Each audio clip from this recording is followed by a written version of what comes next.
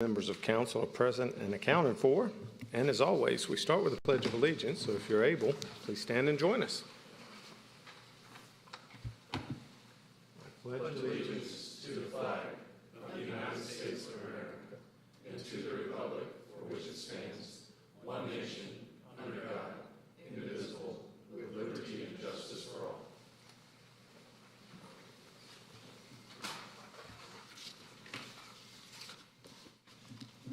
This evening, we get to start off with a presentation. So I'll go ahead and begin that. And this is a presentation of the Alpharetta High School, Georgia High School Association Directors Award. I believe we have a few visitors here. If you could come join me up front. And Shannon Kersey, Ms. Principal.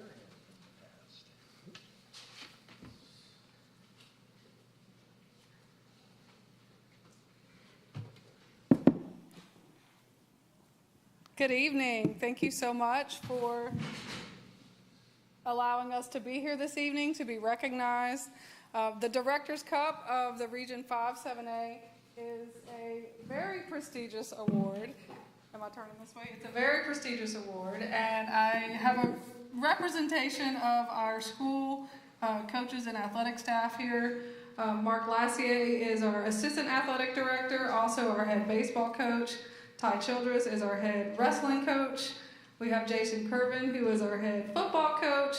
PJ Graybeck, who is our strength and conditioning coach. And Percy Lidback. Where's Percy? Percy Lidback, come on down. The president of our athletic association. And this is just a representation of the amazing coaching and support staff that we have at Alpharetta High School. If you don't know, the Director's Cup is an award that is given to one of the schools at the end of the season, and it really is the culmination of the school that had the best overall record in all sports. So for every tournament win, every district win, of course championship wins, you get points. It's a point system. So it is quite an honor, especially when we were in 7A, Region 7A, which was one of the biggest, toughest regions to be in. It really goes to show that we have such dedicated coaches. We have such a well-rounded coaching staff because it's both men's and women's sports. And the amount of extra hours that these guys and gals, our coaches, our assistant coaches, put into helping our students develop, because most of us really know that what kids love and remember about high school, it's the extracurricular, it's their coaches, it's what they're doing in the field. GHSA also does include one act. Sarah Stoffel also contributed to this. It's very interesting. But I'm very honored, so honored to be here with these coaches and represent all of the amazing coaches at Alpharetta High School that helped our students achieve such success in GHSA sports. Thank you for the honor. Thank you. Coach, anybody want to come forward and say a few words about your program? Go ahead, Jason. First of all, when I looked at the system, I was curious of how it panned out, and football didn't contribute a whole lot. But I went through and I was really surprised just how well-rounded our athletic program is, and I'm not sure it necessarily gets the appreciation it deserves, but I'm certainly proud to be a part of it. But football, we got it this year, right? We're coming. I was going to say, for those of you that aren't aware, they just had one heck of a game on Friday night. Pulled it out 48-47, I believe. 47-46. 47-46. It was an amazing game. Congratulations. Quite a program. Mr. Lippert? Of course not. Thank you. I'm the president of the Athletic Association. As a parent that has put 4 kids at Alpharetta High School, I want to say how grateful we are to the teachers, to the coaches, because team sports or extracurricular events remains one of the biggest teachers for our kids. And so that's my way of giving back, is to help them. And we've had several meetings that we want to create a much stronger community, which includes Alpharetta High School and everything that goes with it. So thank you for that. Thank you, sir. Anything else? Go Raiders. Go Raiders. Congratulations. Well done.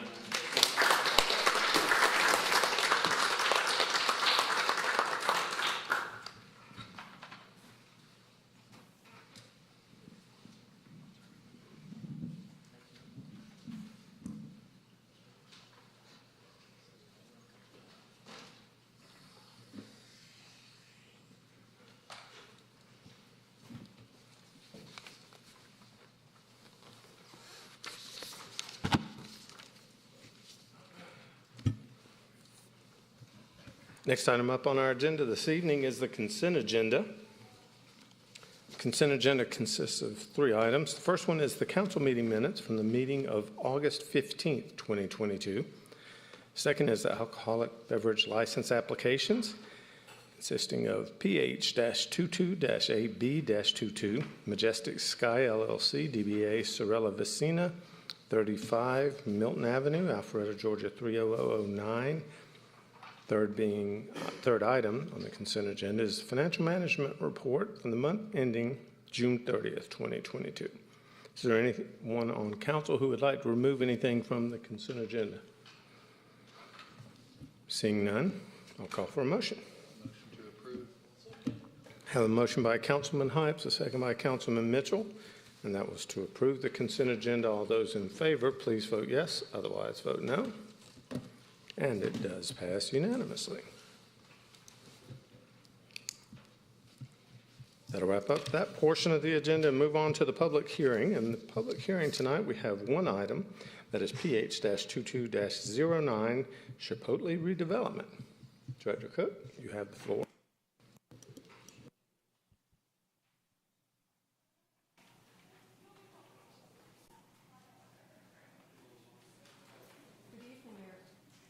Good evening, Mayor and Council. The public hearing item is shown to you on the screen, and if the submitted application is approved, it would allow for a former Arby's restaurant with drive-through to be reused for a Chipotle Mexican grill with pickup window. And you may recall, a master plan amendment was approved on the property in 2020, which added a clinic, and at that time, we actually removed the rights to have the drive-through. And they're asking, since it's going to be a Chipotle, they're requesting that the drive-through be permitted to remain. And let me show you some pictures of that.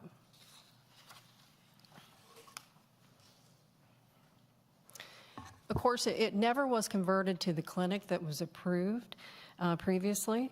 And the request is to use the existing building, which was previously the Arby's restaurant, and convert that to the Chipotle Mexican Grill. We did receive elevations today of the proposed changes. I'll put that up here.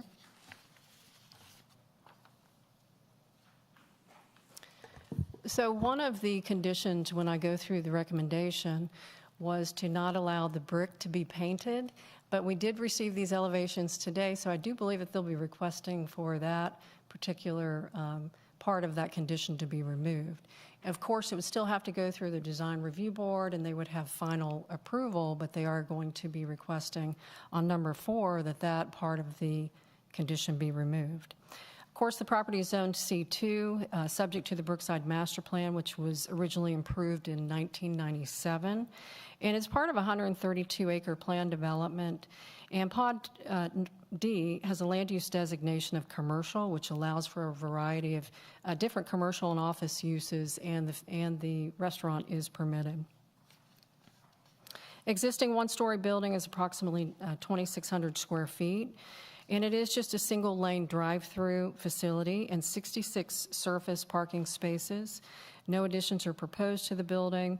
Access will continue from Brookside. Let me put the site plan back up. When we looked at the site, we were concerned about the existing landscaping, so there are some recommendations that if it's approved, that they replace dead, dying landscaping and upgrade the Brookside landscape strip in particular. We also found a blocked storm drain at the southwest corner of the site, so that's one of the conditions that we're recommending. We did take this to the Community Zoning Information Meeting. We did not receive any public comment, and we also didn't receive any through our mailings within 500 feet. We reviewed the proposal and we find that we can support the request with conditions. Recommendation is to approve with the following conditions: removing the first 3, which were applied to the clinic use, and keeping number 4, exterior building modifications shall require final approval by the DRB. We would take out the next part: existing brick shall remain and shall not be painted, but keep primary colors shall not be visible on the exterior of the building and glass shall not extend to the ground.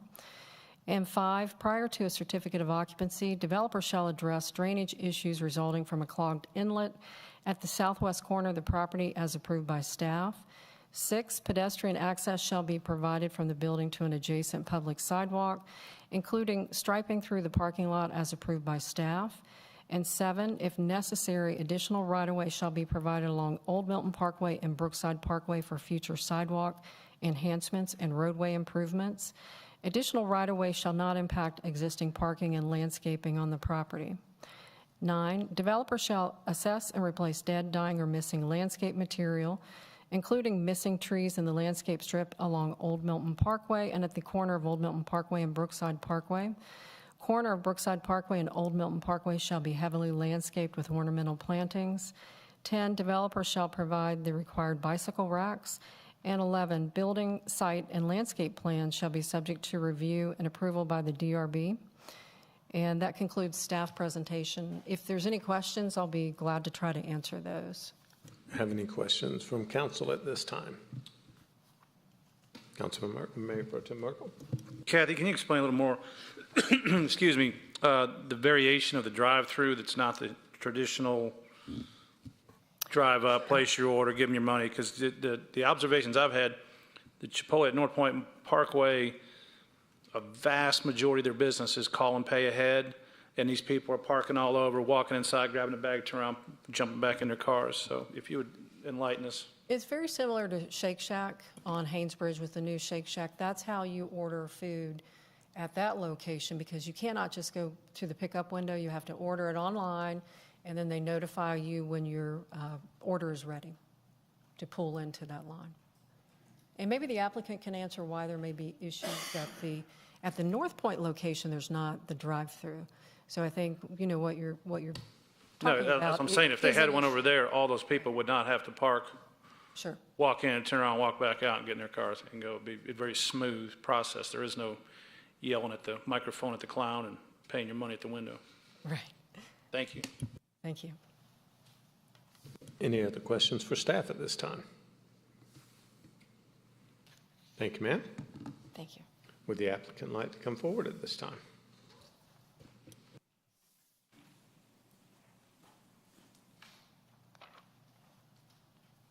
Good evening. My name is William Latta with GPD Group, representing the applicant. As you just heard in the presentation, we're looking to remodel this building and reuse it as a Chipotle. As she said, and you've seen the elevations that we submitted, we are going to ask that you modify condition number 4. We understand that review by the DRB is required. We just ask that you remove the second part of that condition about the painted brick. Other than that, we're generally in agreement with the staff's conclusion. To answer your question on the drive-through, she is correct that this is only for people who have ordered ahead online.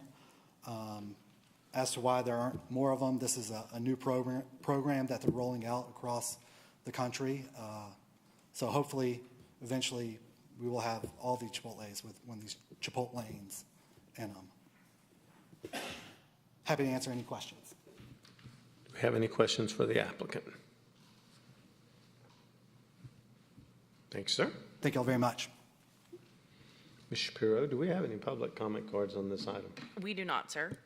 However, if anyone would like to come forward and speak on the rezoning of this Chipotle, now's your chance to do so. Seeing no one coming forward, we'll close public comment. Do I have a motion from council?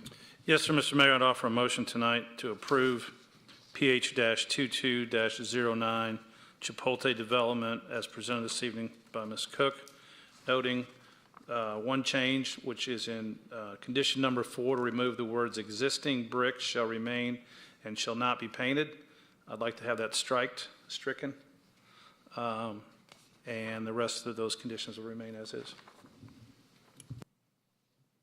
We have a motion. Second that. We have a motion by Mayor Pro Tem Merkel and a second by Councilman Mitchell, and that was to approve PH-22-09 Chipotle redevelopment, Brookside Master Plan Pod D, subject to the following conditions as outlined by Director Cook. with number 4 being stricken, No, just verbiage, yeah. the verbiage being stricken that says existing brick shall remain not be painted primary colors and shall not be visible on the exterior of the building glass. Any discussion? Councilman Mitchell? I believe we left the part in, primary colors shall not be visible on the exterior of the building, and glass shall not be extended to the ground. That's correct. Thank you for the Thank you. clarity. Everyone clear? I just have a comment. Mayor Pro Tem Bynum, your comment. Living in that part of town, I get to drive by, unfortunately, more empty buildings than I care to see sometimes. I know we're going through a change, and anytime somebody's willing to come in, invest in the community, invest in a building that's been boarded up for years, literally, we appreciate it. And I want to thank you and wish you guys all the best of luck. And I know with my family, they're going to help pay your rent. I'm just telling you. So bring it on. We're ready for you. Any other comments? I'll just second that. I always thought it was a peculiar place for a dock in a box, so I'm glad to see it's going back to some use that I think will probably be much more welcome in that corridor. That being said, all those in favor of the motion to approve, please vote yes. Otherwise, vote accordingly. We don't have to vote. Councilman Will. There we go. And it is unanimous. Thank you, sir.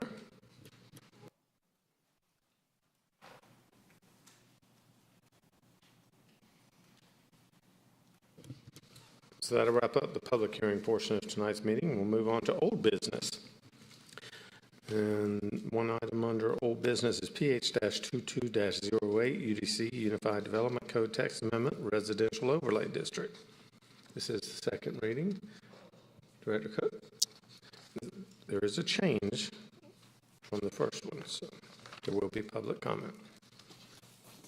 We do not have any changes from the first reading. You have a change from there. No, I'd like to add, I don't want to change anything that's in it. I would just like to add language to make this effective October 1st of this year. I don't know of anybody out there, but some of the discussions amongst the builders, which I think is fair discussion. What about the people that have already spent money on plans and are ready to go? They just haven't gotten down to City Hall until next week or the following week. This would just give them a chance to finish what they've started. Certainly.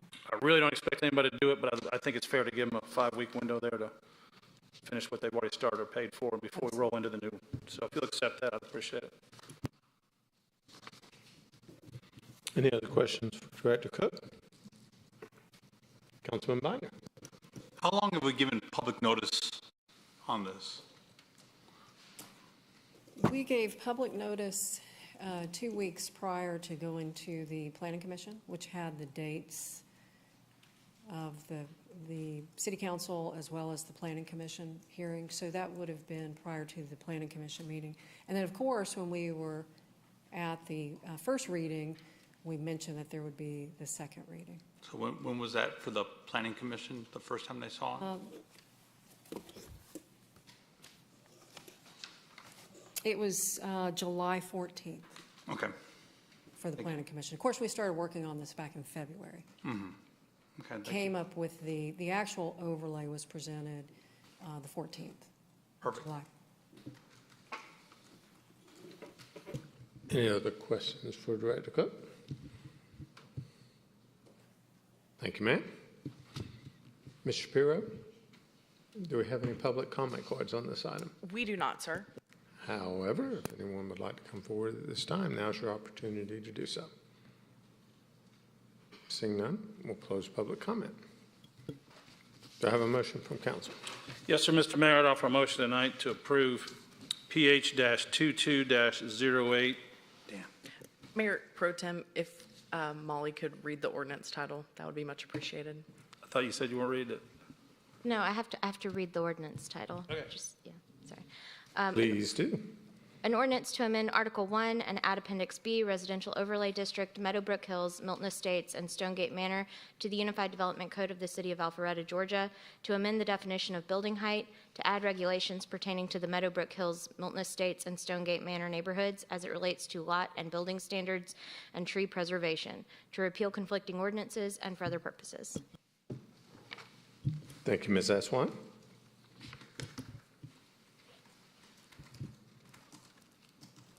So you- Now, do we have a motion? We do have a motion, Your Honor. Your Honor. Mr. Mayor. I feel like I was in court or something. I'm looking at a lawyer down here. It just felt right to say Your Honor, I guess. We will offer approval of PH-22-08, the UDC/Unified Development Code Text Amendment Residential Overlay District, as read tonight as a second reading with an amendment to add this to be effective October 1st of this year, 2022. Second, and I would like to, by way of friendly amendment, offer that the ordinance as read by the city attorney include the effective date. Yes, please. That's sufficient, Ms. Aswan? It is. Okay. So we have a motion by Mayor Pro Tem Merkel, a second by Councilman Heights. Any discussion? Councilman Binder?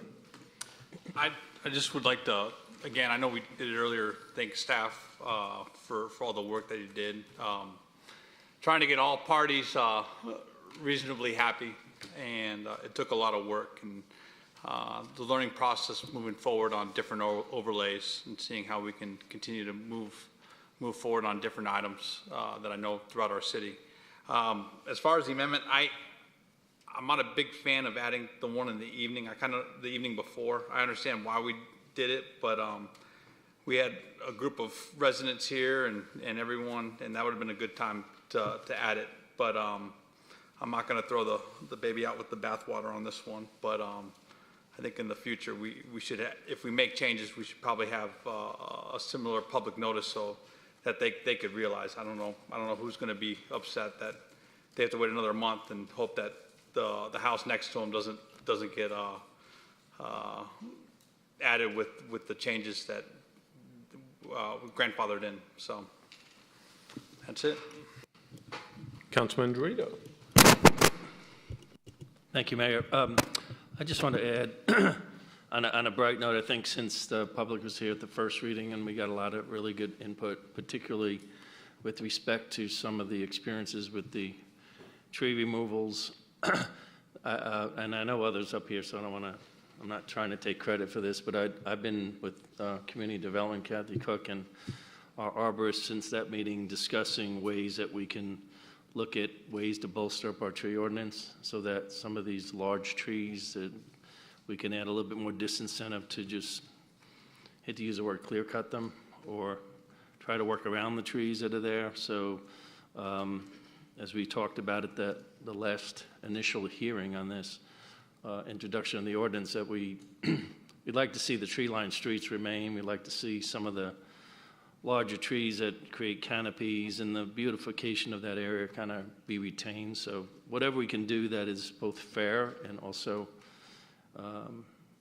creates disincentives to remove just some of these beautiful trees in any area of the city would go a long way, I think, to address some of those citizens' concerns. So we're working on that. And I know Kathy Cook has already pulled various ordinances from other communities that we might be able to look at what other communities are doing from a tree ordinance standpoint to address this area. Thank you, Mayor. Any other comments from council? I'll just agree that I appreciate all the hard work from our community development staff, working with the public and working with everyone to try to come up with something that was an improvement on what we had. So I'm grateful for those efforts. That being said, we have a motion to approve PH-22-08 UDC Unified Development Code Text Amendment, Residential Overlay District, as read by City Attorney Molly Aswan. All those in favor, please vote yes. Otherwise, vote accordingly. And it does pass unanimously.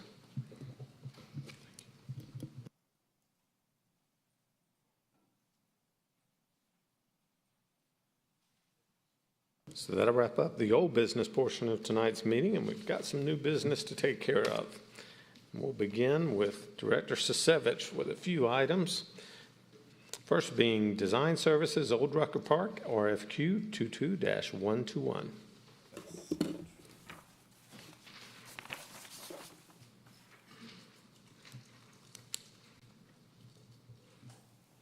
Good evening, Mayor and Council. For tonight is the design services for Old Rucker Park. Recall, this is one of the park's bond projects that was voted on by the citizens.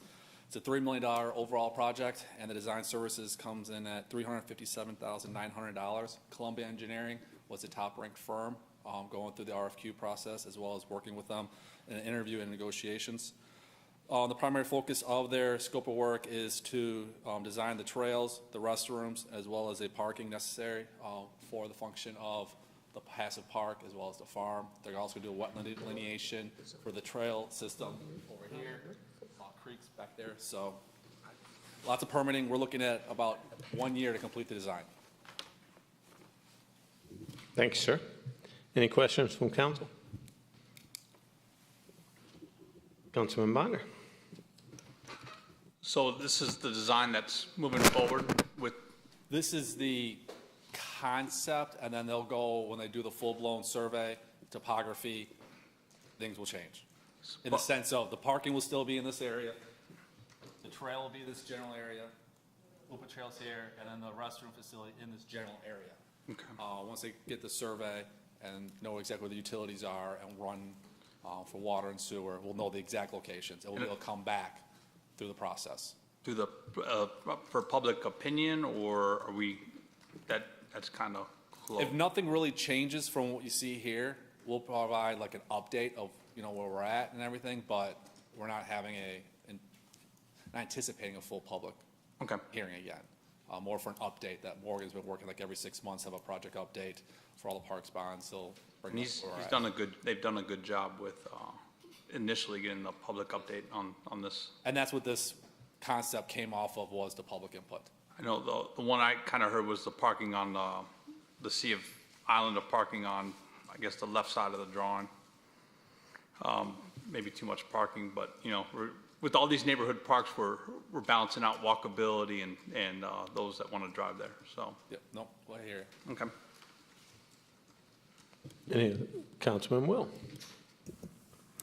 Quick question. And maybe I'm not seeing it in here, and I know we picked, is it Dick's Height? Is that the name of the? No, this is Columbia Engineering. That's the next one. Oh, we picked Columbia. Okay. And I see the price at $336,500. Just out of curiosity, I didn't see the pricing for the other two bidders. Was it 2 or 5? The other 5 bidders come in. Where'd they land? And so we didn't even go work on negotiations because there was such a dramatic difference in scoring between the proposal of Columbia Engineering to the next firm, upon a company. So that the Columbia scored so much higher, we didn't move on. Okay. They didn't check all the boxes. Okay, thanks. Mm-hmm. Any other questions from council at this time? Thank you, sir. Ms. Eswine? Ms. Eswine. Ms. Shapiro, do we have any public comment cards on this item? We do not, sir. I should have looked right instead of left. But if anyone would like to come forward and speak on this item, the design services for Old Rucker Park, now's your chance. Seeing no one come forward, we'll close public comment. Do I have a motion from council? Yes, Mr. Mayor, I make a motion that council award RFQ 22-121 to Columbia Engineering and Services, Inc. for design of Old Rucker Road in an amount not to exceed $357,900 and authorize the mayor to execute all necessary documents. Second. Have a motion by Councilman Heitz, a second by Councilman Dorito. In discussion? All those in favor of approving design services for Old Rucker Park, RFQ 22-121, please vote yes. Otherwise, vote accordingly. And it does pass unanimously. Thank you, Mayor and Council. Thank you, Pete. One down. Next item is Design Services Union Hill Park, RFQ 22-122.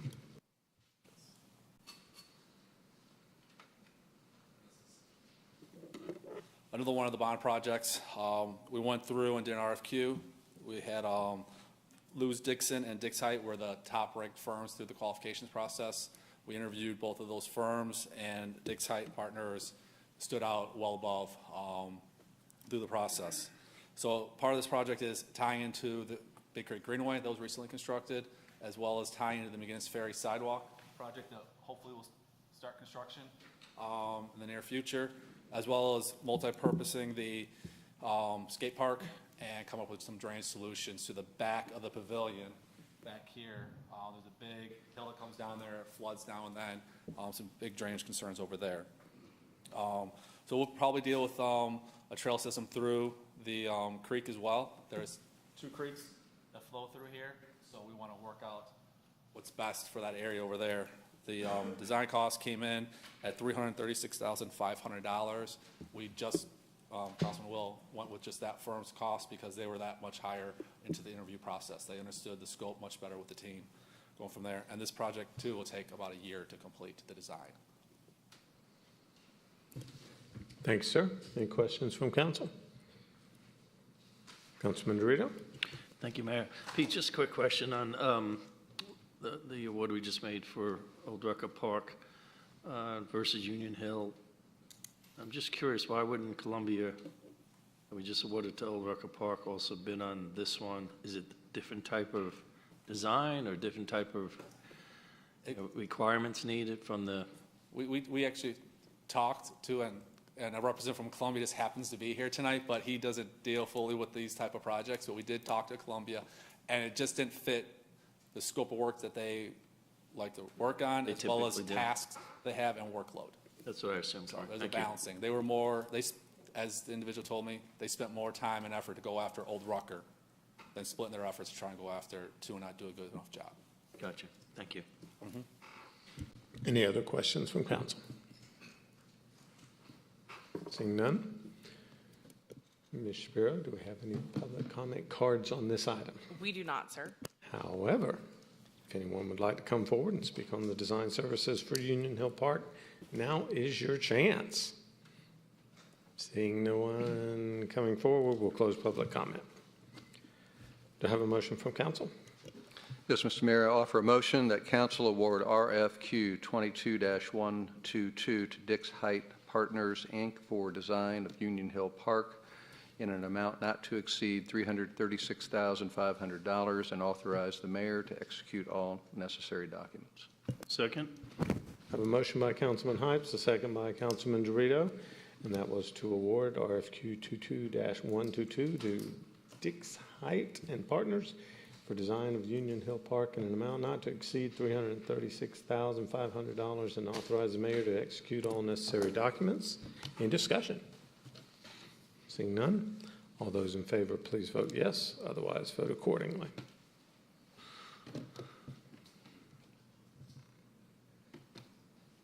Button's not working. Hold on. Sorry. There you go. And it does pass unanimously. Thank you, Mayor and Council. Thank you, Pete. Pete, you also have the next item, which is the fiscal year 2023 local maintenance and improvement grant. Yes, and not to get ahead of myself, this item is tied with the next item as well, so I'm going to try not to do everything at once. But every year, we've been fortunate through GDOT to receive funds through the local maintenance improvement grant. And this year, we received over $645,000. We budget these funds into the milling resurfacing allocation. And of that $645,000, we're required to match 30%. And that 30% match is also embedded within our milling resurfacing contract. We choose milling resurfacing to trying to get ahead of where we were several years ago. There's a long list of things where LMIC will be applied to, intersection improvements, striping. It cannot go towards street lighting or administrative services or landscaping. So we recommend allocating the funds towards our milling resurfacing scope of work. Thanks, sir. Ms. Eswine, I believe there's a resolution along with this.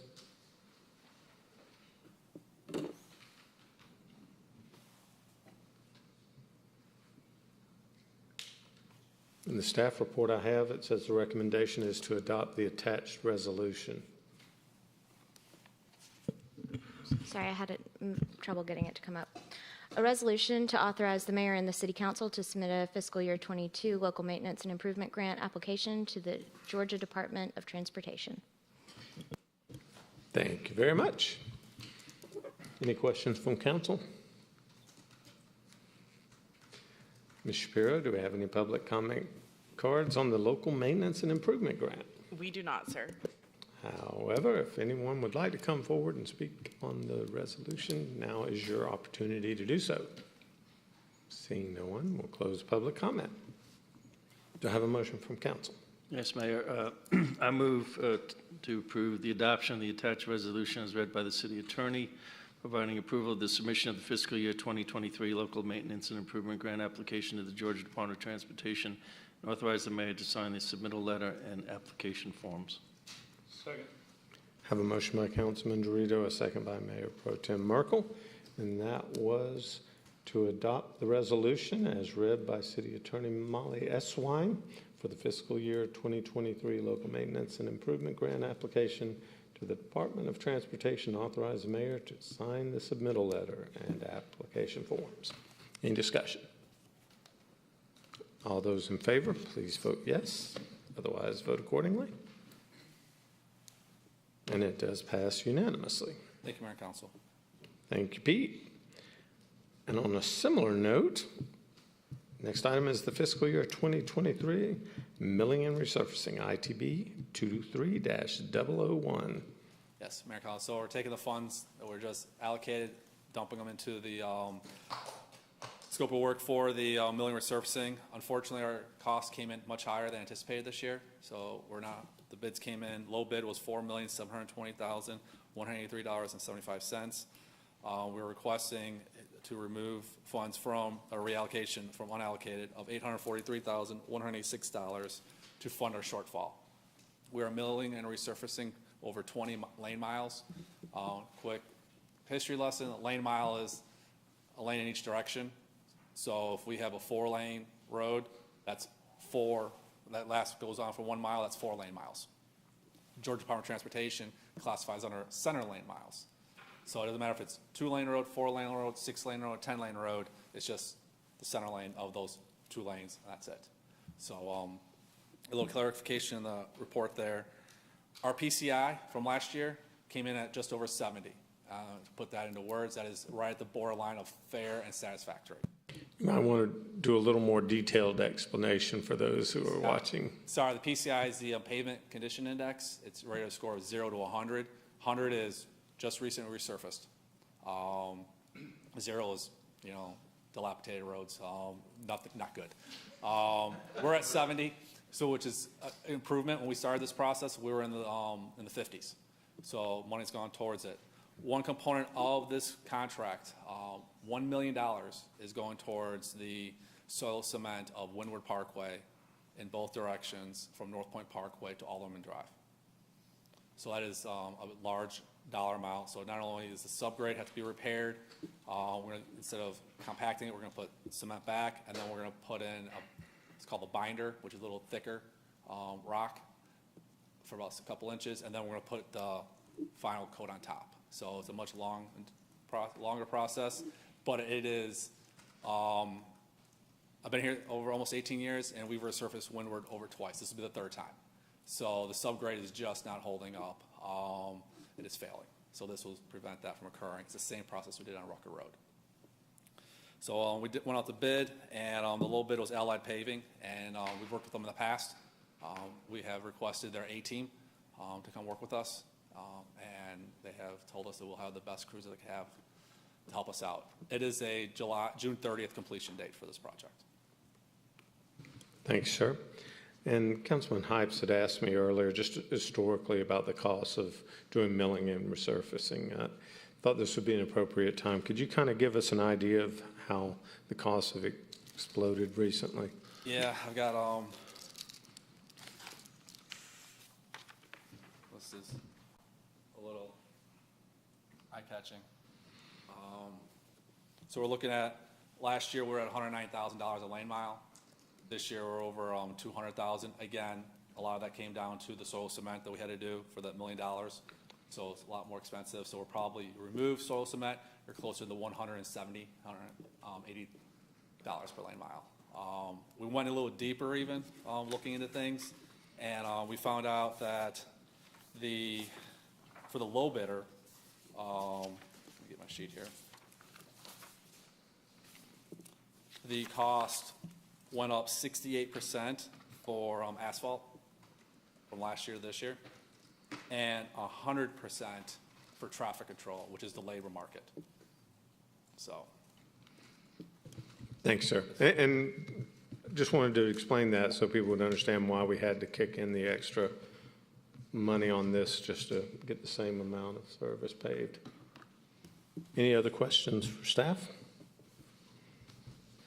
Just a comment, Mayor. I mean, the cost of petroleum, which is the biggest ingredient in macadam, is driven up the price as well. So probably a big reason why we're seeing such an increase. Yes, sir. Any other questions for staff? Thank you, sir. Thank you. Ms. Shapiro, do we have any public comment cards on the milling and resurfacing? We do not, Mr. Mayor. However, if anyone is out there that would like to come forward and speak on the milling and resurfacing, now is your chance. Seeing no one, will close public comment. Do I have a motion from council? Yes, Mayor. Move to award bid number 23-001 to Allied Paving Contractors, Inc. for an amount totaling $4,720,183.75 for the fiscal year 2023 milling and resurfacing project, and authorize the mayor to execute all necessary documents. Included in this request is a reallocation of $843,186 from the non-allocated reserve account within the capital project fund as described herein. Second. Have a motion by Councilman Dorito, a second by Mayor Pro Tem Merkel, and that was to approve the fiscal year 2023 milling and resurfacing ITV 23-001 to Allied Paving Contractors for an amount totaling up to $4,720,183.75. And then included in this request is the reallocation of $843,186 from the non-allocated reserve account within the capital project fund as described herein. Any discussion? Councilman Hipes. Thank you, Mr. Mayor. I want to commend our Public Works Department and Pete for their doggedness on pursuing maintenance of our roads, and I want to commend this council. I've been on council now for just over 4 years, and I have watched the amount that we have allocated out of our balanced budget towards maintaining our roads increase as the city has gotten bigger, the city has gotten older, we've added more lanes. We're going to take up a discussion tonight about whether we add or subtract lanes to a particular road, and we just learned tonight that there are lane miles that are associated with the amount of money that it takes to maintain our streets for our residents. And so, you know, we do recognize that, you know, we're happy when the revenues go up, but it's not a static environment. When the revenues go up, we've got a bigger, more complex city to take care of, and certainly there's not a single resident out there that wants to be cheap about how we maintain our roads, getting to and from work and to and from our house. So I want to thank Pete and Public Works and commend this council for their emphasizing this, because I think it's important. Thank you, sir. Any other discussion? All those in favor of the motion, please vote yes. Otherwise, vote no. And it does pass unanimously. Thank you, Mayor and Council. Thank you, Pete. Next item up is the traffic signal preemption maintenance. So back in 2019, we partnered with Public Safety to install traffic preemptive technology on all our fire apparatuses. These is through Wi-Fi as well as through our fiber system. And long story short, when the fire truck leaves their station, the signals are set up so they can get there based off of real time through the intersection quicker.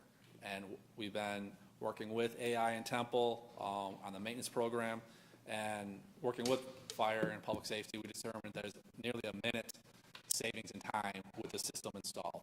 And the system needs to be not upgraded, but it needs to be maintained and it needs to be inspected They inspect it weekly, monthly, and quarterly, and then the groups get together every month to discuss what is working, what is not working. So we issue out quotes, and we have 2 separate areas to work through. Temple is a single source for this type of work. They're the ones that installed it with AI software. So $65,020 would go towards the inspections throughout the full year, and we're budgeting $31,965.60 to Metro Traffic LLC to complete the necessary repairs that are found out there. So that was multi-quoted. So it'll be a 1-year contract. Any questions from council? Thank you, sir. Thank you. Ms. Shapiro, do we have any public comment cards on traffic signal preemption maintenance? We do not, sir. However, if anyone out there would like to come forward and speak on traffic signal preemptive maintenance, preemption maintenance, excuse me. Seeing no one, we'll close public comment. I have a motion from council.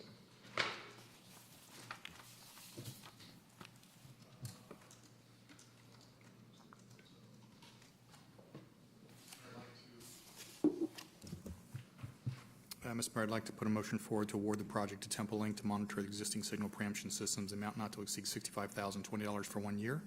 To Metro Traffic LLC to make necessary repairs and field adjustments to the preemptive systems in the amount not to exceed $31,965.6 in 1 year. Second? I have a motion by Councilman Will, a second by Councilman Dorito. And that was to award the project to Temple Inc. to monitor existing signal preemption systems in an amount not to exceed $65,020 for 1 year, and to Metro Traffic LLC to make necessary repairs and field adjustments to preemption systems in an amount not to exceed $31,965.60 in 1 year. Any discussion? All those in favor of the motion, please vote yes. Otherwise, vote accordingly. And it does pass unanimously. Thank you, We're Mayor. on a roll, Pete.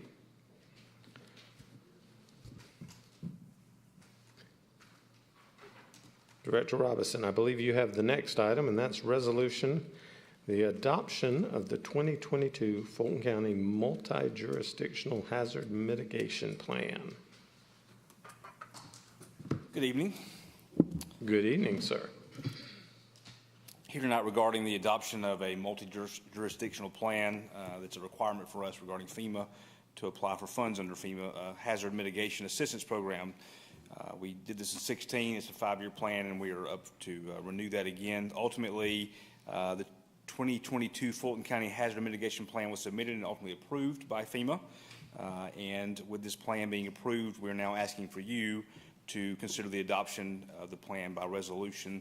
The 2022 plan, basically this is a plan that's put in place to help us make sure that we're doing our part to mitigate against any possible natural disasters or responses regarding to natural disasters. And the plan has basically remained unchanged since 2016.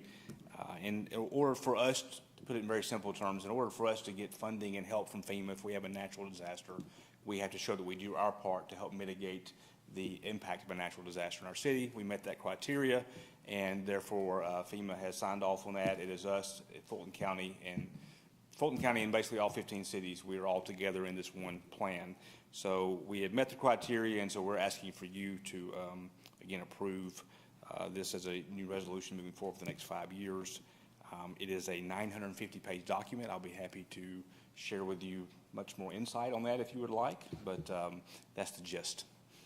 We've met their criteria, and we've done our part, as have the other cities and county, to make sure that we are prepared in case we do have a natural disaster. And if we needed assistance from FEMA, we've checked the boxes, and they would come in and give us that assistance based on that. Thank you, sir. Any questions from council? Thank you very much. Thank you. Ms. Shapiro. Oh, before we go to public comment, I believe there's a resolution that must be read. A resolution of the Mayor and City Council of the City of Alpharetta, Georgia, adopting the 2022 Fulton County Multi-Jurisdictional Hazard Mitigation Plan pursuant to the Disaster Mitigation Act of 2000. Thank you, Ms. Esselstyn. Now, Ms. Shapiro, do we have any public comment cards on this hazard mitigation plan? We do not, sir.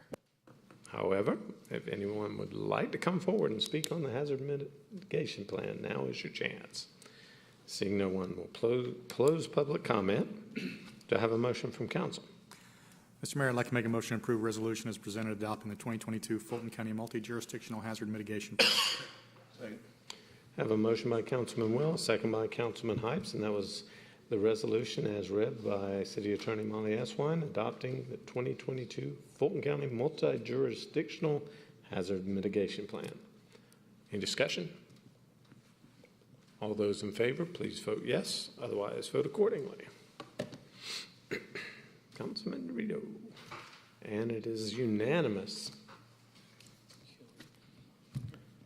Next item up is the authorization and approval of the consent, final order, and judgment regarding Children's Healthcare of Atlanta, Inc. versus Fulton County and the City of Alpharetta. Ms. Eswine, you have the floor. Thank you.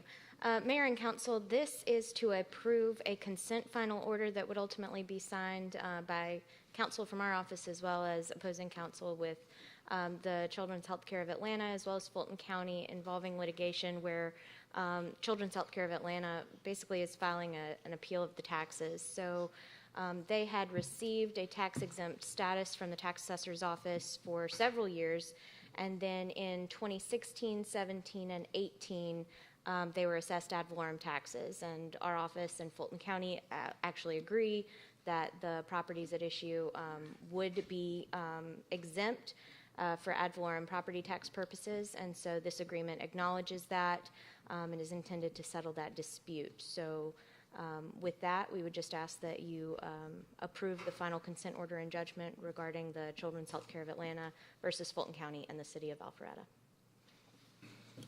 Does anyone from council have a question for Ms. Eswine?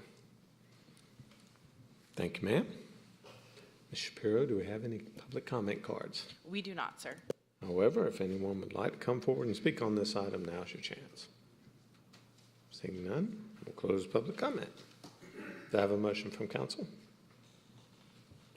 Mr. Mayor, I'd like to make a motion to authorize and approve the council consent final order and judgment regarding Children's Healthcare of Atlanta, Inc. versus Fulton County and the City of Alpharetta. Second. I have a motion by Councilman Will, a second by Councilman Mitchell, and that was to authorize and approve the consent final order and judgment regarding Children's Healthcare Atlanta, Inc. versus Fulton County and the City of Alpharetta. Any discussion? All those in favor of the motion, please vote yes. Otherwise, vote no.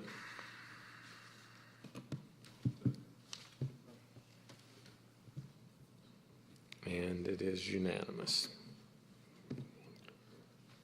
Next item up is a resolution, so please stand at the ready, Ms. Eswine, for a joint defense agreement for the purpose of lost.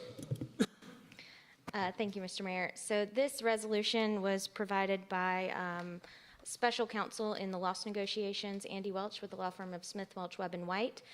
You previously approved a joint defense agreement for his representation of you among several other cities. However, this resolution would authorize the City of Alpharetta to join with the City of Atlanta and the City of Sandy Springs, who were not party to that prior agreement, in a joint defense agreement, basically where the cities are going to share information amongst themselves for joint defense in the representation of the loss negotiations. And it gives, it's essentially because the cities have common interest in achieving a fair distribution of the loss proceeds, which you heard from the mayor on last week. And it would be doing so without waiving any privilege from your communications with Andy Welch's office as your special counsel, even though he's not necessarily representing the City of Atlanta and the City of Sandy Springs. It would allow him to negotiate with those cities for the mutual benefit of all of the cities. And so with that, it also authorizes the mayor to execute any documents, including any necessary for any legal action, which may be necessary to effectuate the resolution. So we just ask for approval of this resolution. Any questions from council? Thank you, Ms. Eswine. Ms. Shapiro, do you have any public comment cards on this item? We do not, but Ms. Eswine will need to read the resolution title. Sorry, I have it up. I'm ready. Resolution granting. Finally, I wasn't the holdup. I had it up, but I was so into giving you the summary, I forgot to read the resolution. A resolution granting special counsel authority to enter into a joint defense agreement with the City of Atlanta and the City of Sandy Springs to file legal actions in the city's behalf as necessary to accomplish the purpose of securing a distribution of lost and for other purposes. Thank you, ma'am. Now, Ms. Shapiro, are there any public comment cards on this item? We do not, sir. However, if anyone would like to come forward and speak on the resolution of joint defense agreement, now's your chance. Seeing none, we'll close public comment. Do I have a motion from council? So, Mr. Mayor, I'd offer a motion to approve the resolution for the joint defense agreement for the purpose of lost and to authorize the mayor to execute any and all documents. I have a motion by Mayor Pro Tem Merkel, a second by Councilman Will, and that was to approve the resolution of joint defense agreement for the purposes of lost and authorize the mayor to execute all documents as read in the resolution by Molly Aswine. Any discussion? All those in favor, please vote yes. Otherwise, vote no. Councilman Mitchell. And it does pass unanimously. Next item up is another resolution authorizing the use of eminent domain, project parcel 53, located at Timberline Place. Yes, Mayor and Council, this involves the Webbridge Road roundabout to Webbridge Way project that we have going on. This is the first phase that staff sent to us. There were actually, I think, 7 or 8 parcels initially for potential condemnation, and we've been able to negotiate and come to an agreement with the property owners as to 3 of them, but the next 4 items on the agenda, the one I'm talking about now, as well as the following 3, are properties for which we haven't been able to come to an agreement for one reason or another. And so for this one, which is parcel number 53, we were never able to engage in negotiations with the property owner, and so for that reason we're seeking to condemn. And with that, I will read the resolution. A resolution of the Mayor and Council of the City of Alpharetta, Georgia, to authorize the use of eminent domain to acquire certain property located at Timberline Place, Alpharetta, Georgia, tax parcel 11-035-101-580-663 for right-of-way proposed Webbridge Road bike and pedestrian improvements from Big Creek Greenway to Webbridge Way. Thank you, Ms. Aswine. Any questions from council? Ms. Aswine, just for those that may not be aware, we do continue to pursue negotiations on these parcels, is that correct? That's correct, though with this project, I think we're going to be trying to file condemnations by the end of the month due to staff deadlines on proceeding with the project. But yes, we will continue to engage, and if we're able to come to any resolution, then we certainly will. Thank you very much. Ms. Shapiro. We have no public comment cards, sir. However, if you'd like to come forward and speak on this item, now's your chance. Seeing no one come forward, we'll close public comment. Do I have a motion from council? Mayor, I'll move to approve a resolution of the Mayor and Council of the City of Alpharetta, Georgia, authorize the use of eminent domain to acquire certain property located at Timberland Place, Alpharetta, Georgia, tax parcel 11-035-101-580-663 for right-of-way proposed to Webbridge Road bike and pedestrian improvements from Big Creek Greenway to Webbridge Way. Second. I have a motion by Councilman Dorito, a second by Mayor Pro Tem Merkel, and that was for the resolution of the Mayor and City Council of Alpharetta, Georgia, to authorize the use of eminent domain to acquire certain property located at Timberline Place, Alpharetta, Georgia, tax parcel 11-035-101-580-663 for right-of-way, proposed Webbridge Road bike and pedestrian improvements from Big Creek Greenway to Webbridge Way. Any discussion? All those in favor, please vote yes, otherwise vote accordingly.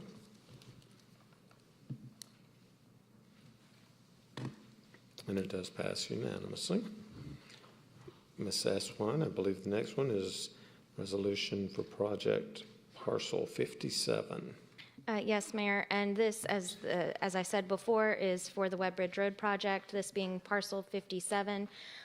We've actually agreed on the amount with the property owners in this situation, but they are abroad in China and are having trouble having their option agreement executed.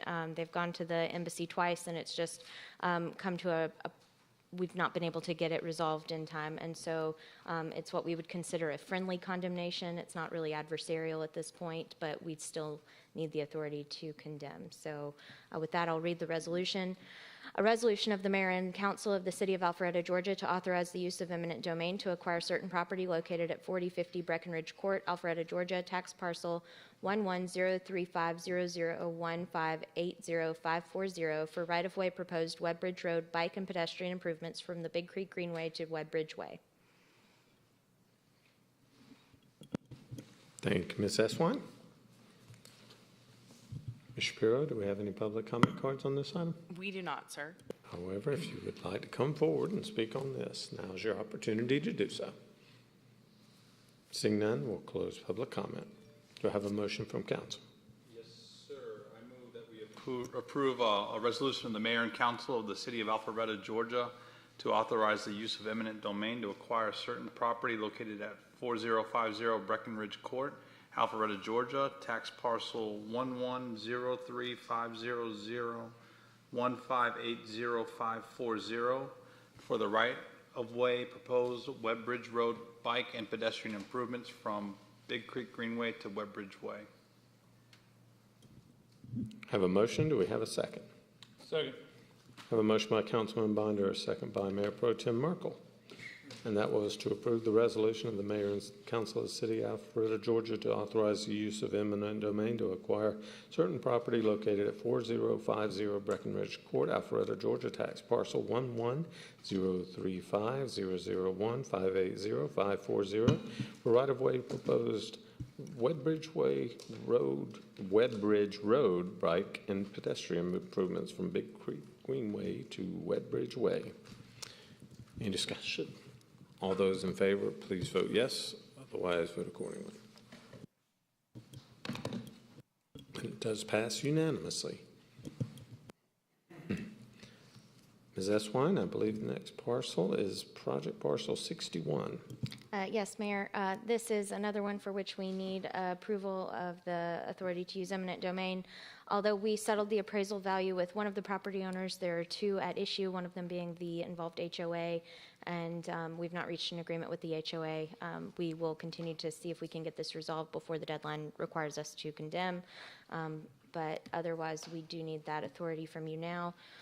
So this would be a resolution of the mayor and council of the city of Alpharetta, Georgia, to authorize the use of eminent domain to acquire certain property located at 11632 Parkside Avenue, Alpharetta, Georgia, tax parcel 11044001631014 for right-of-way proposed Webb Bridge Road bike and pedestrian improvements from Big Creek Greenway to Webb Bridge Way. Thank you, ma'am. Ms. Shapiro, do we have any public comment cards? We do not, sir. However, if anyone would like to come forward, now's your chance. Seeing none, we'll close public comment. Do I have a motion from council? Mr. Mayor, I'll offer a motion that council approve the resolution to authorize use of eminent domain to acquire certain property located at 11632 Parkside Avenue, Alpharetta, Georgia, tax parcel 110440016311014 for right-of-way proposed Webb Bridge Road bike and pedestrian improvements from Big Creek Greenway to Webb Bridge Way. Second. Have a motion by Councilman Hypes, a second by Councilman Dorito.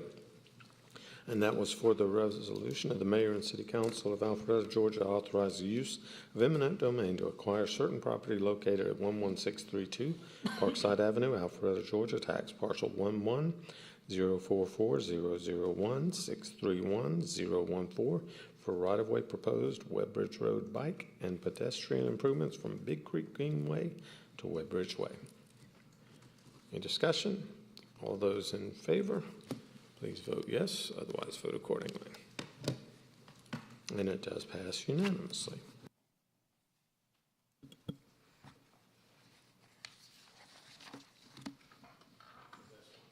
Thank you. Ms. Eswine? This last parcel is parcel number 62 of the project, and is a situation where we're continuing to try to negotiate, but the property owner and HOA are both at issue, and one will not settle without the consent of the other, and so we need the authority to condemn this one as well. With that, it is a resolution of the mayor and council of the city of Alpharetta, Georgia, to authorize the use of eminent domain to acquire certain property located at 11633 Parkside Avenue, Alpharetta, Georgia, tax parcel 11044001631631683 for right-of-way proposed Webb Bridge Road bike and pedestrian improvements from Big Creek Greenway to Webb Bridge Way. Thank you, Ms. Eswine. Ms. Shapiro, do we have any public comment cards? We do not, Mr. Mayor. However, if anyone would like to come forward, now is your chance. Seeing no one, we'll close public comment. Do I have a motion from council?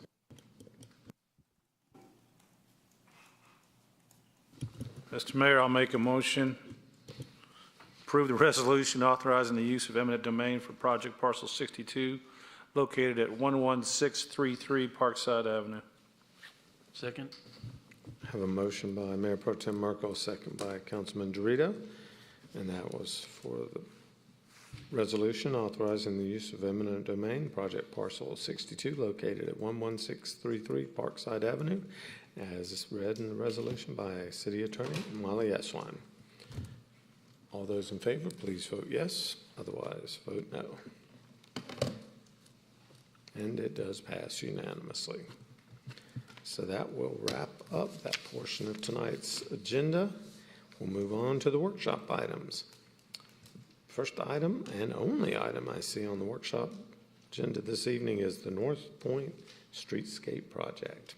Director Cook, Mr. Ziegler, I believe you may be called upon at some time. Thank you, Mayor. First, I'm going to go over the 14-year history, so it could take a while before Tom can come up. But no, I'm actually going to do that in probably just a few minutes' time because most of you are familiar with it, but I thought it would be helpful to kind of go back through how we got to where we are tonight. So I'm going to start with just a reminder that in 2008, we actually had the LCI plan that was approved. And this is just showing, this is actually a concept plan from that 2008 LCI plan, and you're looking at Encore Parkway here. So during that time, it was, you know, we created the future vision for the North Point Activity Center.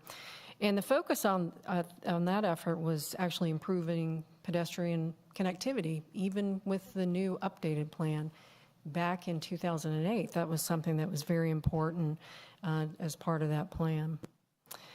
And of course, we were trying to get a better use of land that was occupied by large parking lots, designed mostly for peak holiday shopping. So vast amount of parking lots at that time. The idea was to get ahead of coming mixed-use developments and try to get in front of that. But not a lot happened after 2008, and some of that is because the amphitheater came in, so there was new activity. There was also new leases at the mall, so nobody kind of pushed or felt the need to make a lot of big changes or any kind of paradigm shift at that time. So fast forward with 2008, I will also add that we didn't make any changes to our code at that time. We made the code changes in 2018, which I'll mention in a minute. But there were no code changes after this approval that would have encouraged mixed use or added residential as something that could be added to the North Point LCI.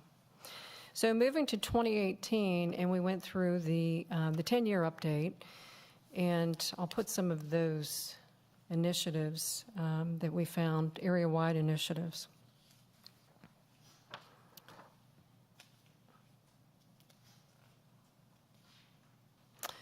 Some of the area-wide initiatives that came out of that study in 2018 were to construct a stormwater park, gathering and event space, and this may be a better plan as I go through those. I think, yeah. So North Point Mall is located here, and then the stormwater park, which most of you are familiar with, is located beside of that. Some of the other initiatives were to just establish placemaking with a space activation strategies and interactive art, maximize the greenway as a district amenity, not only look at the connections across North Point Parkway, but of course to encourage connections over to the greenway. Some of the things that the residents told us is that is our biggest asset that a lot of people don't know exist. And you think about it, at that time, we really talked to the existing property owners and encourage them as they attract new tenants that they should encourage them to put the connections to the greenway, actually put, restaurants that may have outdoor areas that could have decks overlooking the greenway. So getting those connections to the greenway and trying to connect that grid and make it more walkable was something that was very important as part of the 2018 study. And just connecting those assets that we already have. We have a multi-million-dollar greenway, so that was a very big focus of connecting. Also, integrating on-demand transit options was one of the goals. Creating a park once, walk everywhere, walkable environment. Some of the words that the residents said were, create a destination that's a drive-to instead of a drive-through with the current big box retail that exists. Induce redevelopment of large areas of surface parking to support a grid of new streets and pathways lined by street fronting buildings. And finally, improve the area retail balance to create a reason to visit both day and night. And we did have some different sheets that we had preferences that the residents selected. I think you could see this. I took this from the book, but I believe you'll be able to still see the preferences. And based on those preferences, we did change the code to require that new development have maximum setbacks instead of the minimum setbacks. The overlay also incorporated block sizes. You have to have minimum block sizes as it's redeveloped. So those are the things that formed the plan. We also came up with the idea of the North Point Eco District. So we came up with a plan as how we would brand this differently from other areas, because if you're creating a destination in a community, we wanted to make sure that it was different from downtown as well as Avalon, and we came up with the North Point Eco District, which has been used now in other cities, but it started here in 2018 with the North Point, the creation of the North Point. It further branded North Point, and again, it created the requirements for block sizes. So any redevelopment has to have those block sizes to make those future connections. If they don't have those block sizes, they would have to come in to City Council for variances. And again, requiring the sidewalk connections, all of that is a part of that North Point Eco District. Since the adoption of the code, which is something we didn't do back in 2018 after the LCI adoption, we've had a lot of we've had a lot of interest in redevelopment, and I'll just put this up here to just remind you what we've seen so far. So even Fetch is part of the North Point overlay, but since the adoption of that overlay, of course, we had an initial plan that was approved at North Point. We've had residential, that was the first residential component as part of the North Point overlay, and those are the townhomes, the Eco Park townhomes that are being built at the entrance to the mall. We also have the Lazy Dog restaurant as well as a new retail center that's been pushed towards the road. They took advantage of that overlay, moved the buildings to the front, reduced parking. We actually have a requirement to reduce the parking as part of redevelopment. You've seen Food Terminal looking at the vision. They took the old Fuddruckers, and we also had the movie studio as well as Encore Commons, which is not shown on this map, but Encore Commons is a development that will be built close to the corner of Encore Parkway in North Point. Again, buildings close to the road, trying to change the retail, the pedestrian experience along this area. Next, the city did receive a grant to create the placemaking study for North Point. That was one of our goals as part of the approval of the 2018 LCI. And just to quickly remind you what that looks like for the creative placemaking plan. It talked about building value. How do we create long-term economic competitiveness and high quality of life? Had a lot of residents that attended, had a lot of input, and I'll put some of the comments that we received here. Also build on the existing assets. Still, we're continuing that, making sure that we bring the Greenway into any of the plans when we're creating this community, and build for people. How do you get more people there? You know, building streets is not only good for the aesthetics and safety, but it's also good for business. You bring better business if there's more activity on the street. So these are some of the things that we had talked about. Some of the comments that we heard. And I know we can't fix this one. A lot of new people that drive should not have a license, but we also have people that stated walkable green space, less asphalt, a wow factor. So we're continuing this theme that even started with 2008.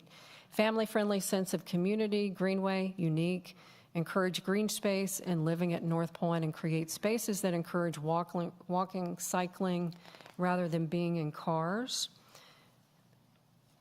And you know, a few other comments that just further those goals. And quickly, the plan that we had that came out of that creative placemaking plan is the drivers of value, again, the Big Creek Greenway, but also North Point Parkway. How do we look at making it to where people would want to cross over, have those connections over to the Greenway, and start that grid? The other big drivers of value, of course, is the existing green space at North Point. So that we found that there's 13 acres there when you connect it with the property that the residential builder is developing.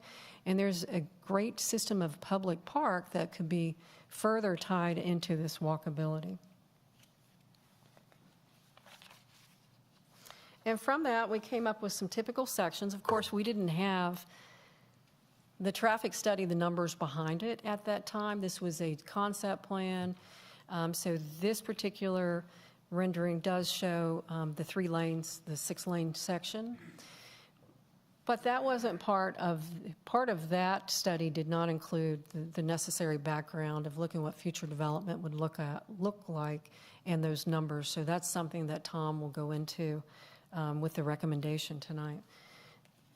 They also included greenway crossings, all of this, of course, with the branding of trying to get people to walk about North Point. After this study with the creative placemaking study, which was completed with a grant from the Atlanta Regional Commission, at that time we also received a grant. We applied and received a grant for the Alpha Loop and Link Trail Concept Plan. So we completed that. That was actually adopted in November of 2020. And that showed the overall link. How would the Alpha Loop link over to the Greenway as well as to North Point? That was part of that study. And as a result of that, Pete is actually working on getting the project started for the gateway connection at the end of Encore. So another important study that just furthered the North Point overall vision. And then most recently, we received a grant for $1.6 million from the Atlanta Regional Commission, and that was for the design of North Point Parkway improvements and the results and recommendations, which Tom Ziegler is here with Columbia Engineering, which he will go through those numbers. Unless there's any questions from me, I'll actually turn it over to him to kind of go through the detailed engineering numbers. Any questions from council at this time? Thank you, Ms. Cook.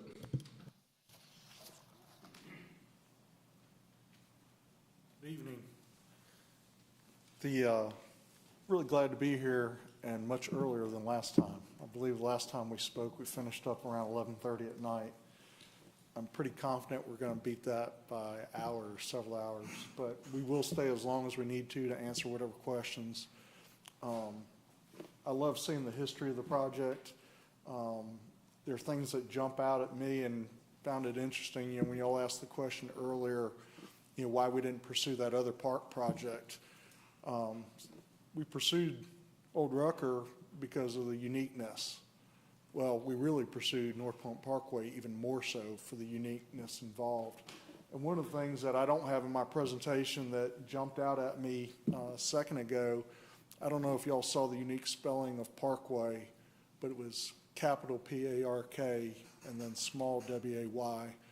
From the day we started pursuing this project, I keep thinking of that and what a game changer that some of these previous studies have been trying to initiate and serve as a seed to what really can be an incredible project. I'll go into my presentation. I want to make one last comment. I've said it over and over again. When we do this project successfully together, when I say together, the visionaries, the Petes, the council members, and then our staff, we're going to be accepting awards in several years for what is accomplished along this corridor. I'm convinced. This is not your normal road project. It's not your normal road widening nor road diet project. This is a game changer for this mall area, and don't want to go into a lot of detail what Gwinnett has been dealing with their mall, but your staff and your previous councils have been really visionary in trying to make sure that you do great things in this area. Let's go ahead and get started. How does this thing work? That's a good question. That helps, doesn't it? Whoop. All right, so just real quick, summary of what our goals were from the beginning, in the middle, and still are. Create a pedestrian-friendly and bicycle-friendly environment that promotes safety. Evaluate the potential for lane reductions. That was not a given at the beginning. Quite frankly, that's one of the reasons we were hired, is because of our traffic expertise. And I forgot to mention Mike Crawford. Where's Mike at? Mike Crawford is our traffic guy, so when the hard questions come, I'll ask Mike to come join me. Incorporate low-impact development, green infrastructure, maintain or improve the landscape and hardscape features, minimize the right-of-way impacts as much as possible. Those are really expensive. And encourage redevelopment. We put that in bold because that's really what this is all about, is encourage redevelopment, that was envisioned in all these previous studies. Everybody knows where the corridor is. It's 1.4 miles from Mansell to Haynes Bridge. The reality is we looked really, really hard at two alternatives.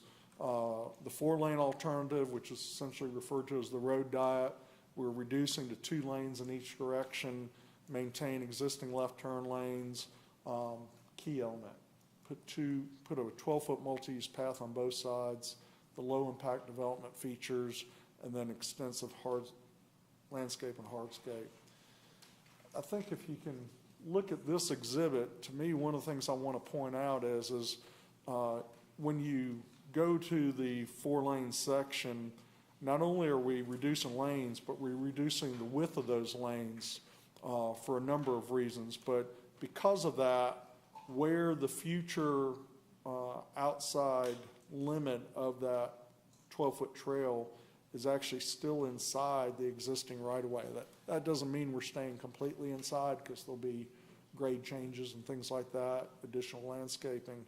But it's really eye-opening, I think, to see that we can still maintain 2 lanes, we can still maintain curb and gutters, put the appropriate pedestrian street lighting, have the 12-foot path, have other hardscape features, and the bulk or the majority of those on the 4-lane option stays within inside the existing right-of-way. The 6-lane concept, on the other hand, we did look at reducing the width of the lanes, but maintaining the 6 that was there. We also maintained left turn lanes. We did evaluate the need for right turn lanes. Then we did still apply the 12-foot multi-use paths. We still applied the low-impact development features, which are key to protect that valuable resource of Big Creek Greenway and the water quality. And then, once again, still have the extensive landscape and hardscape. When you look at this exhibit, it looks very, very similar, but a key element is how much more that we're instantly getting outside the right-of-way with our multi-use pass and with our features, it really ramps up the amount of impacts that occur. Added this slide just to really dial into some of the differences between the two alternatives. Obviously, in the rights-of-way utilities on the 4-lane, most of the utilities are existing within the right-of-way. On the 6-lane alternative, a lot of the additional right-of-way will need to be purchased.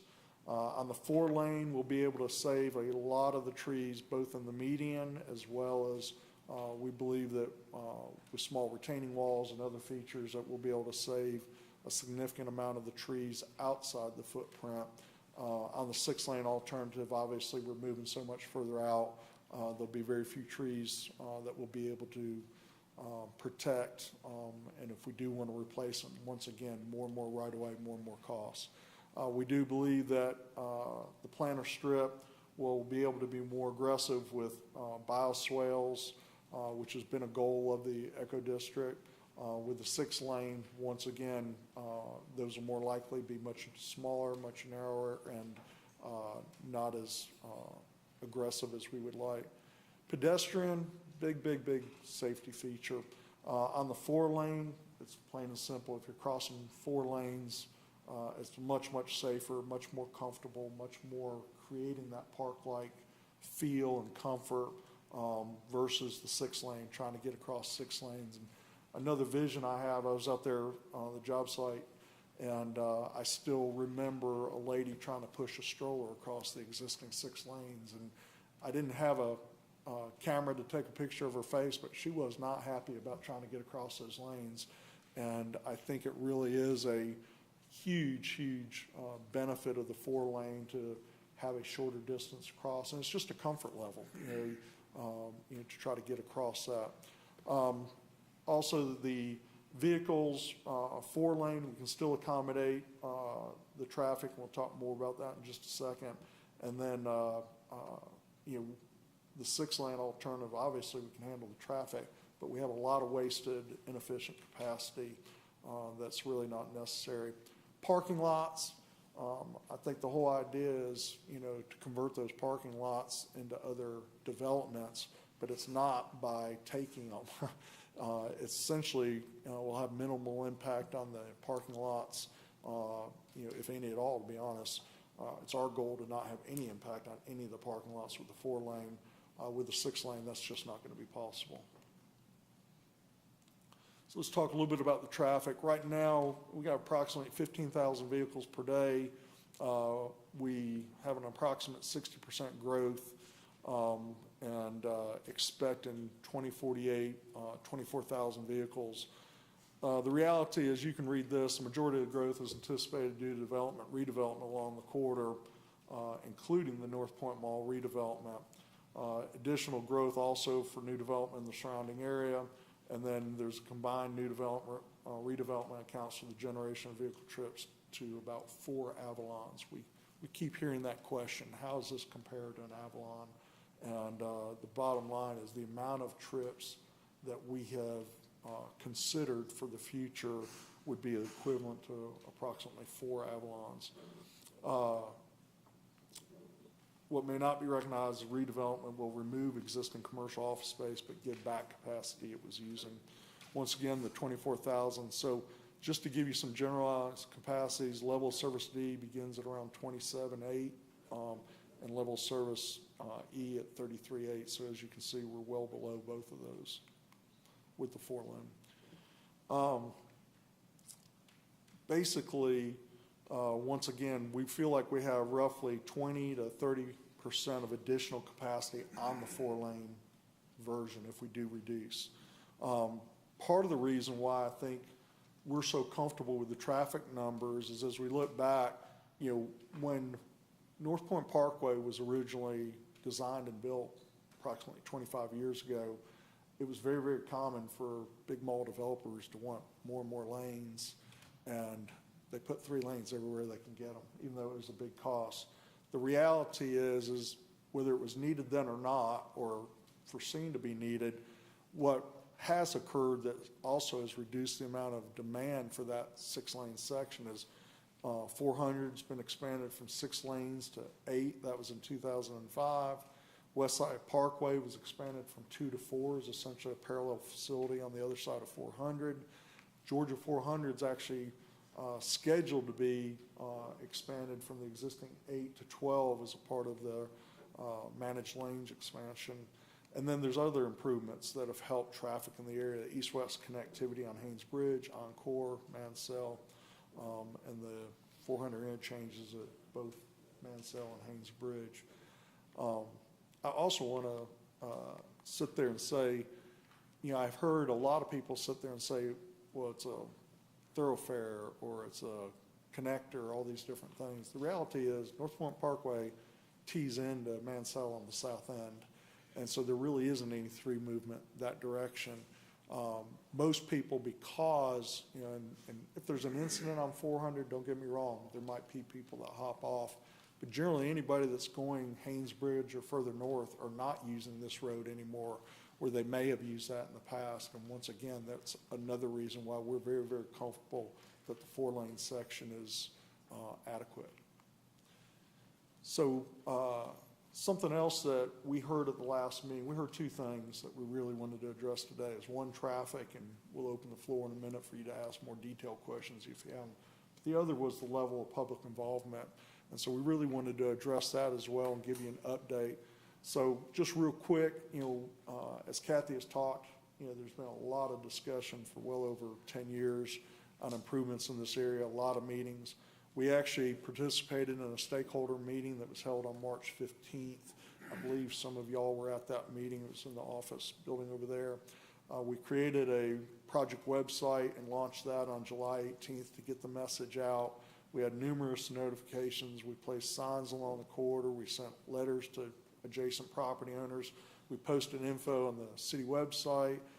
We had legal ads in the local newspaper. We had the e-newsletter to residents and businesses, posted information on Facebook and Twitter, and then I believe all y'all and hopefully everyone here received an invitation to that stakeholder meeting.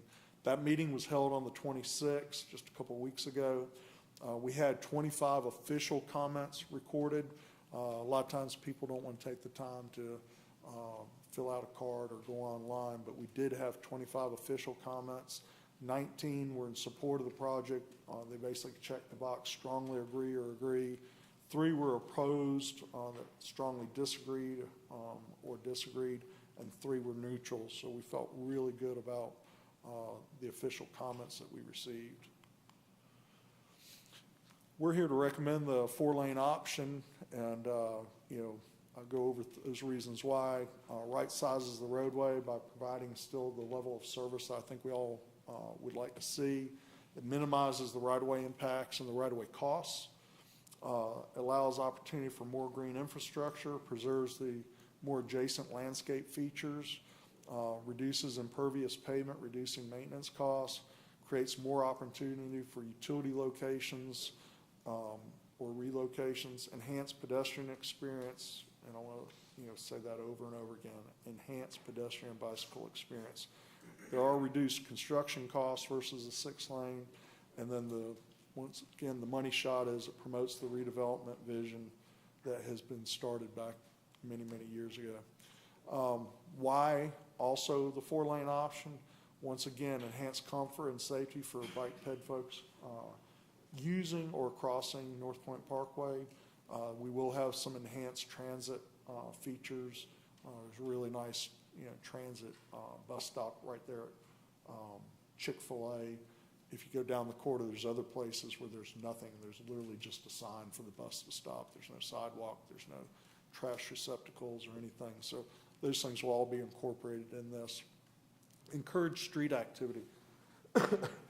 The idea is not to have a 6-lane road that is driving people away from it, but having a 4-lane road with the 12-foot multi-use paths that encourage people to be in this corridor. And, I think you already have an example of, people that want to build toward that. I think the Outback, with the way they've done their sidewalk, more and more people will be attracted to this corridor beyond the folks that Kathy has already pointed out. Once again, we want this to be a place to be, not just a thoroughfare through the community where they're not stopping at the businesses, where they're not wanting to, engage in the different facilities. We want to enable, encourage parking once. What that means is to have somebody drive to the area, they park, they get out, and they walk from one restaurant to a shop or a shop to a restaurant. And we think that, this type of plan does it. Once again, if it's 6 lanes, it's more difficult to cross, it's more difficult, doesn't feel as comfortable to travel along. The other interesting thing that, we didn't populate it with it, but there's a lot of studies out there that basically talk about how positive road diets, it's kind of like, it hasn't got the steam of roundabouts. I mean, everybody wants a roundabout in every intersection, it seems like now, and they're great to have. But the reality is there's still certain places they're good and certain places are not. Same thing with this. This is we think, a great place for the road diet for a number of reasons. Once again, over and over again, I'll say the safety for the pedestrians and bicycles, but also the encouragement that it will have for redevelopment and having folks come to this area. Their FHWA Office of Safety actually, we found a document that talked about 24 locations that they've studied and all the positive benefits of a road diet, both from, once again, the safety to the encouragement for redevelopment to the sense of place that can be created. Questions? Councilman Dorito. Thank you, Mayor. Thank you, Mr. Ziegler, for your presentation. It's very interesting, obviously, come off the last time. I guess I want to start out with a comment, playing a little bit devil's advocate. I like the 4-lane concept versus the 6, so put that on the table right away if we move forward with this. Is the timing off on doing this project, meaning we have a huge development application coming before City Council here soon. That's been before the Planning Commission. Assuming that gets approved, it might trigger more development along that corridor that we're talking about tonight. I know the LCI study talked about housing components and really making it a walkable community. And so my biggest concern, and I'd like to kind of address this, you talked about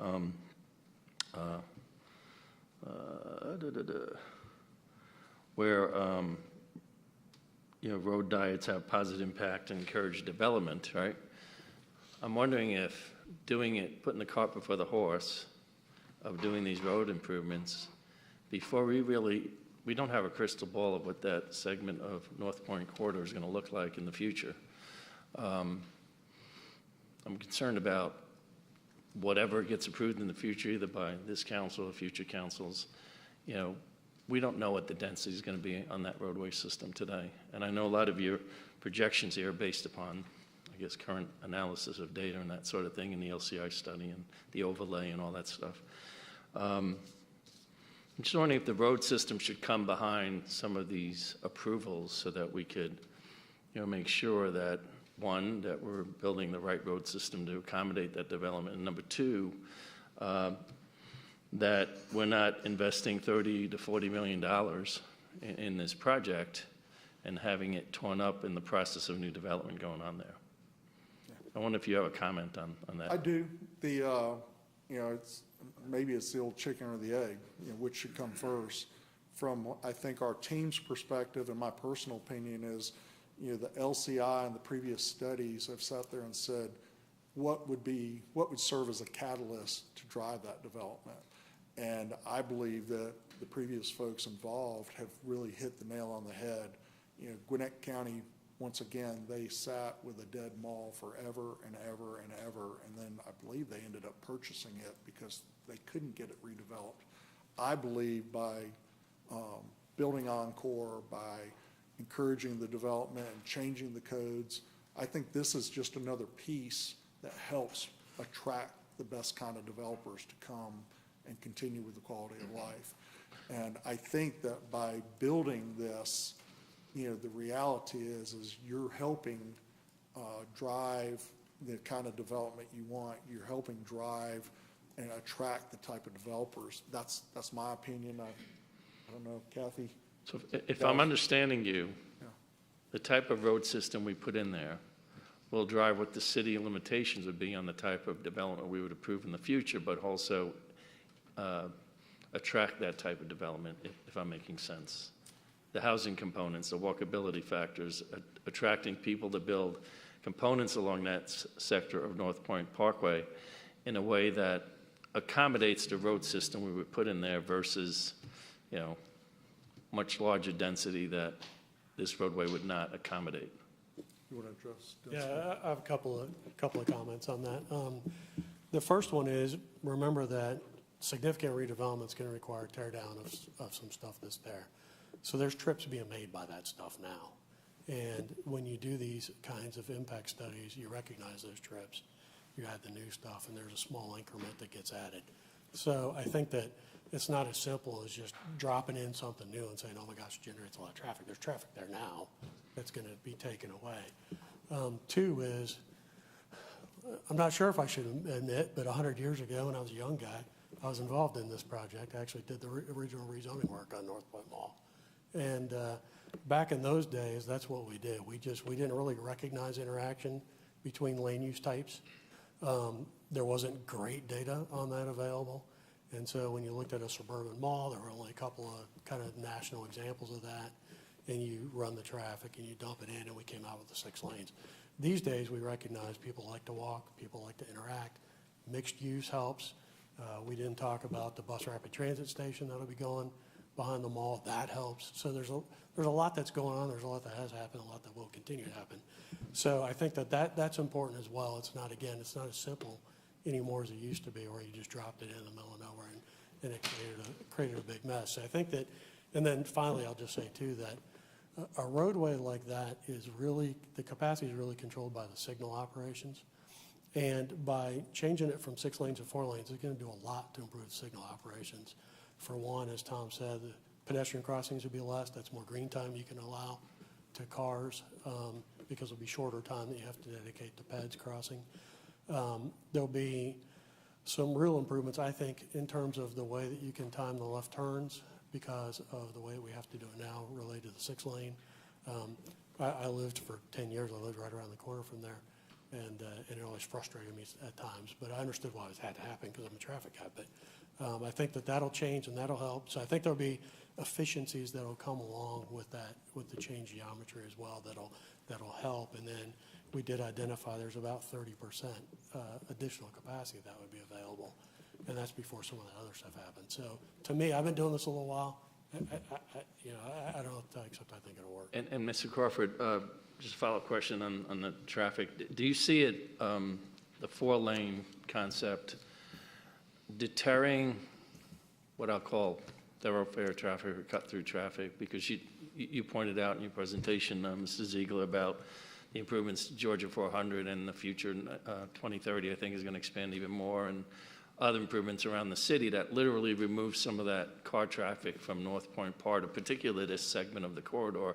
So by putting 4 lanes there, and I'm not the expert, that's what I'm asking Mr. Crawford, do you see that as almost one added deterrent of cut-through traffic or thorough traffic? Because you got, it's a short segment of roadway with basically 2 Ts almost, because you're going to get onto 400 at Haynesbridge or at Mansell Road. Right. I'm just wondering, just from a common sense standpoint, it seems like it would deter people from using that as a cut-through.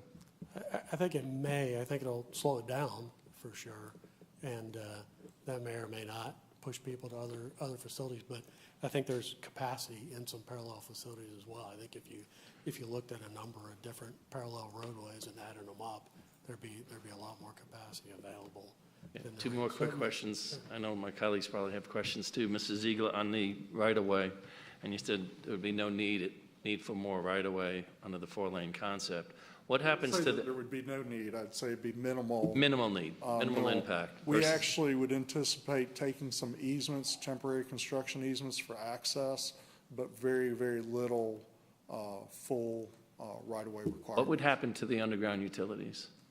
Depending on what utilities they are, we'll literally, in the next phase, preliminary and final plans, we would dig deeper into that and make a decision whether or not they need to be. Well, in a 4-lane, would they go under the sidewalks, or would they remain under the sidewalks, I guess, if they're already in that? Yeah, the bottom line is, we'll talk with each utility company, we'll talk with, the city about what they want to do with those utilities. When we originally started locating, because we went ahead and located the utilities during this first phase, just so we'd have it, so it's, our utility locating company estimated, I think, that there'd be roughly 90,000 lineal feet of utilities. There was actually over 215,000 lineal feet. There are so many different utilities there. So there'll be a big effort in determining where those go. But Where are they today? Are they under the sidewalk? I don't know. I'm assuming they're under the sidewalk there? They're in a bunch of different areas. different areas. Surprisingly enough, there's several, there's quite a bit underneath the road as well. But we'll do everything we can. I'm just thinking, if the plan and we talks about utilities down to the next phase, you'll be focusing on that. Anything outside the sidewalk areas would be good for ongoing construction and tearing up new sidewalks, all that stuff. So I just throw that out as food for thought. But I will sit there and say this, there's huge utility boxes out there. If you go to the California Pizza Kitchen, there's a set of boxes there that 6-lane hits them, 4-lane does not. Yeah. We're able to avoid those, so. On level of service, the 4-lane, let's say the LCI study is realized of what their recommendations were, and we codify that and all that stuff. Is the level of service at a D or an E, would you say? I think that we show that it's at a C. Most of the intersections are at C in the future, and that's even with the year 2048 projections. And then we looked and we added, and I'll tell you honestly, we didn't look at each intersection, say how much capacity. We just said if we add 30% more traffic, what happens? At that point, most of them were D, maybe a few were E, really the endpoints.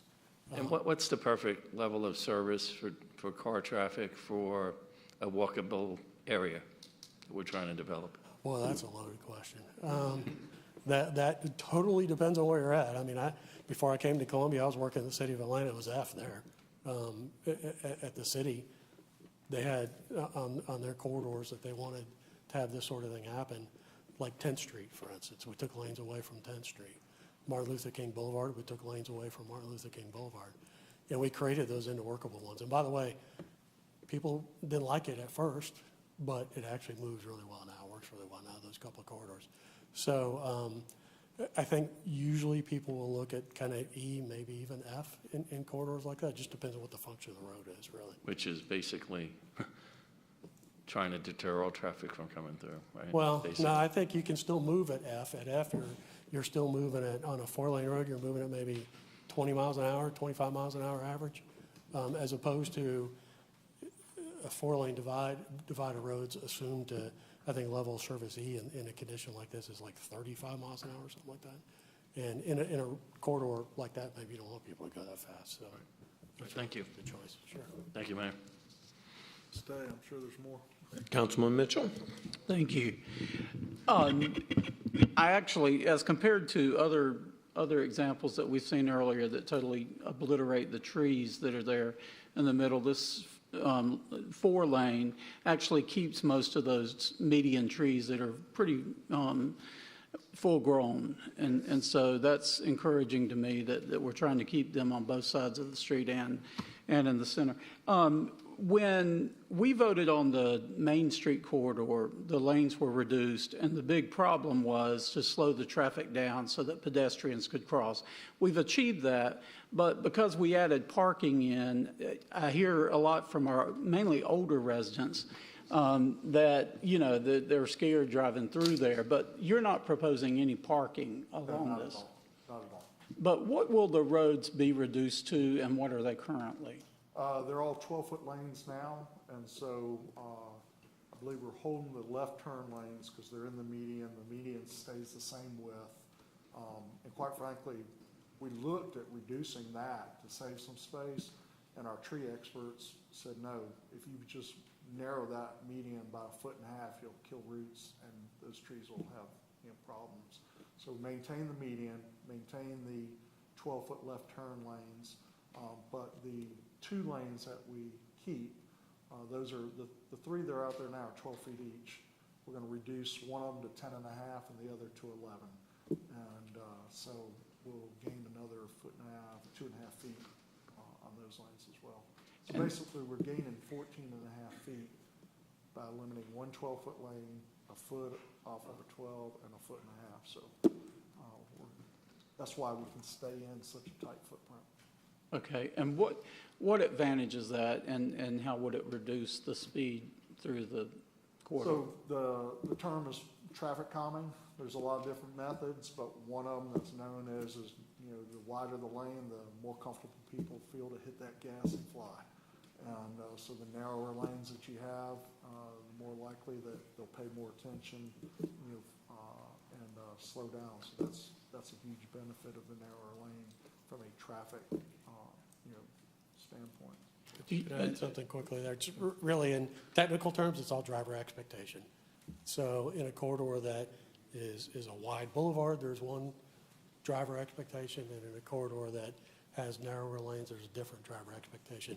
Now, this particular corridor doesn't have a huge amount of side friction, so I think that makes the reduced lanes a lot more agreeable in this corridor. It doesn't have a lot of side friction, a lot of driveways, a lot of people turning in and out, a lot of that sort of activity in a corridor with a whole bunch of that side friction. Reduced lanes may or may not be as good, but in this case, it's relatively controlled. Okay. And do either of you know what the width of Main Street is now? Or maybe that's a Pete question. 11 feet, 10 and a half or 11, I think. 10 and a half. So only one lane would be 10 and a half here and the other 11? Yep. Okay. Thank you. Councilman Will. So my concern was shrinking this down, and I read your numbers, and you're projecting a 60% increase over the next, I don't know, decade or whatever it is. And I look at this from my own personal perspective, right? I'm a business owner downtown Alpharetta, and I own one restaurant. And my restaurant pulls about 2,500 people a week, okay? There's going to be a dozen restaurants in this new North Point project if it gets passed, which pushes that number up to about 30,000. Coming and going makes it 60,000. Add the employees, adds another 6,000 or 7,000. Add the residential component of, say, 1,500 cars coming and going. That adds another 21,000. If they take one trip a day, it adds about 12,000. And we're suddenly at 100,000 trips up and down that road, higher than what we have today. And we're going to shrink it down. To me, that math doesn't work. So I trust you, you're the expert, but I don't see those numbers work. And that's my general comment. Sorry, one thing I will just say about that is, you're talking about what 6 restaurants or 8 restaurants you were talking about. What's there now is the largest regional mall in the South. But it's dead. Well, yeah, but it wasn't dead 8, 10 years ago, and there wasn't that kind of traffic. So I think at its highest, I don't remember, was it 30,000 cars a day maybe? 2006. Yeah, 2006 when the mall was cranking. So it's not as additive as what you just said. The challenge is if it doesn't hit those numbers, those businesses are going to fail. I can tell you what it takes for one restaurant to succeed. If they don't hit those numbers, they will fail. And I don't think we're building this project in order for it to fail. Of course not. I will say this, I'm not the traffic expert, and I didn't add those numbers up as quickly as you did and everything, but I think one of the things that I have heard the traffic folks say is the inner trips also. I thought I heard you just add. A lot of the people that will be, going to those restaurants, going to those different features, are people that are going to be living in some of these residential properties. And, just from pure math, I mean, what is it, 100, is it 100,000 that go Georgia 400? I mean, there's real traffic on 400, and you just added up to 100,000. It's not going to be 100,000.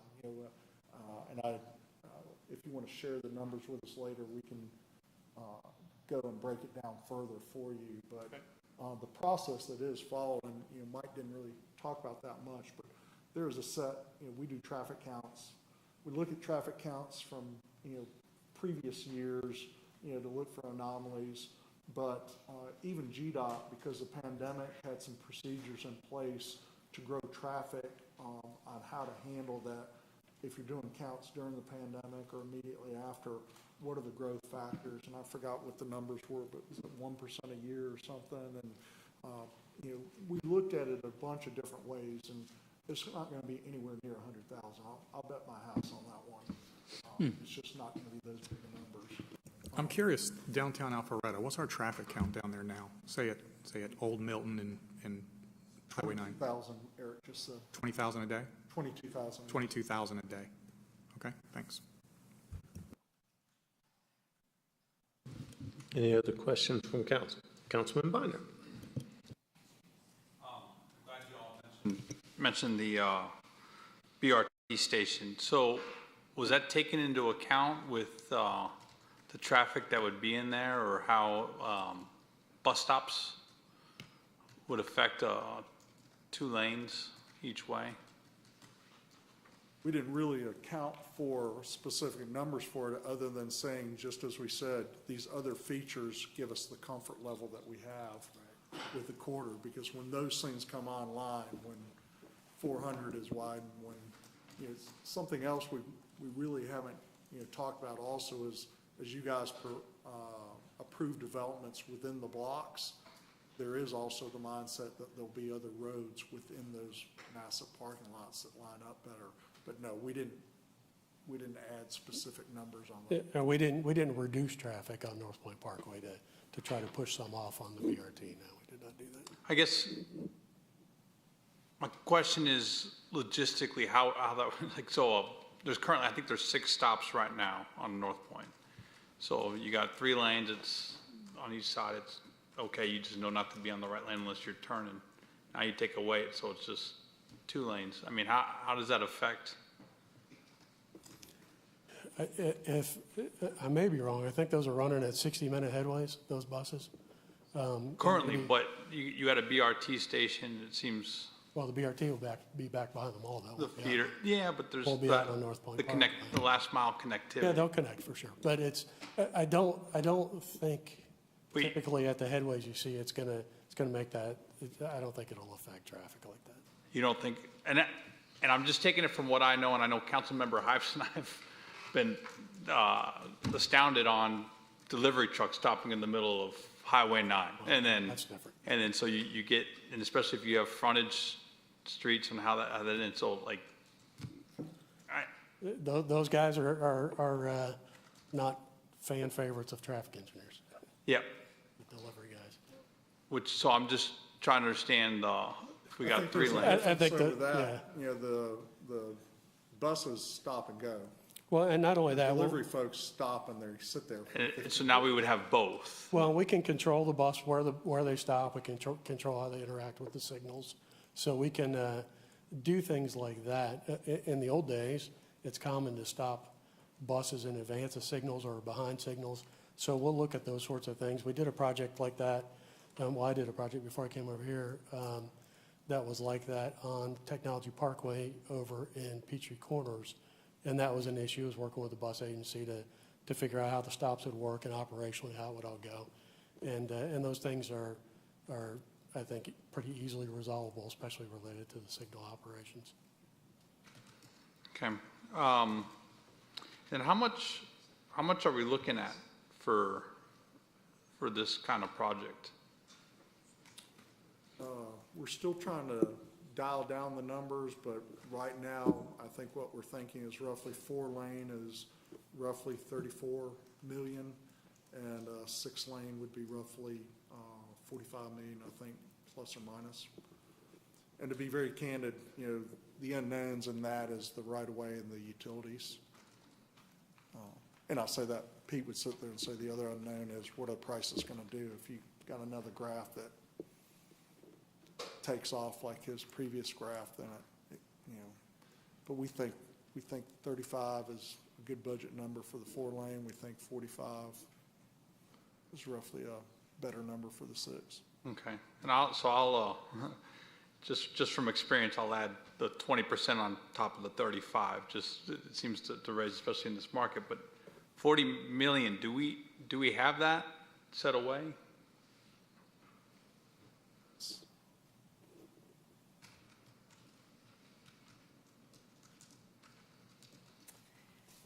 Councilman, we applied for a $30 million grant.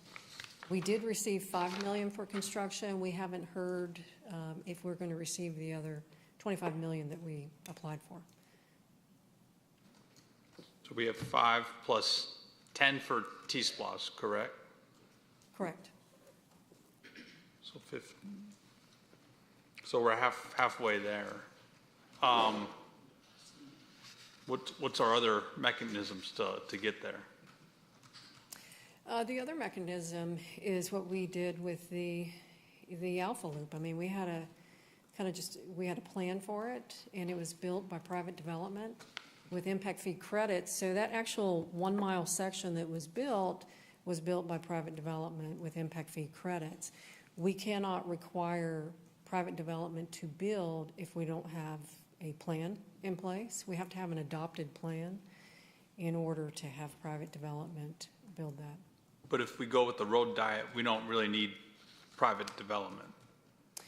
Well, we could require private development to absolutely build the 12-foot sidewalks and to make the improvements. There's different phases that you could do where the road section is blocked off or has dividers, but you could. What's happening right now, since we don't have a plan that's approved, we had to work with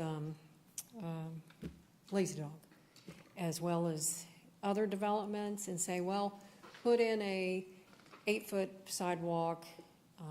We think that this is what the plan's going to be, but we don't really know. So we're not able to get those improvements. The other part of that, even if a private developer didn't pay for it, they could, if you did go with the 4-lane plan, they could actually put outdoor seating, in areas that would have been designated, or we would have been requiring them to put sidewalks. So it adds green space. We wouldn't be requiring them to remove trees to install sidewalks if we've adopted, 4-lane versus 6-lane. So there's a lot that it impacts with private development. The other is on that, the connectivity to the developments. If the 12-foot sidewalk's already there, then they also know where they want to connect to it and create those connections, where if they build first, then more than likely we don't have as much control of those connections and where those are and how many there are. And there was internal streets, which I think that you talked about that. That did not go into the numbers with making the recommendation for the 4 lanes, but it is required if somebody does redevelop that they create their section of the connector street. So it wouldn't be just North Point Parkway, but we didn't talk about that because that did not go into the recommendations. The recommendations are based on if those other internal streets were not built, but of course they would be if it's redevelopment. With how would we be able to maybe do it in a phased approach if we don't have the 40 million to get there? I mean, is this plan with the road diet, is that something we can do in a phased approach, and how would that look? Obviously, we've put some thought to that. Right now the thought is you either do Haynesbridge to Encore or Encore to Mansell. It's a logical separation. Our mindset was, from a design standpoint, that we can make either one of those work. That's probably the most logical split, so you could literally almost cut the price in half. And then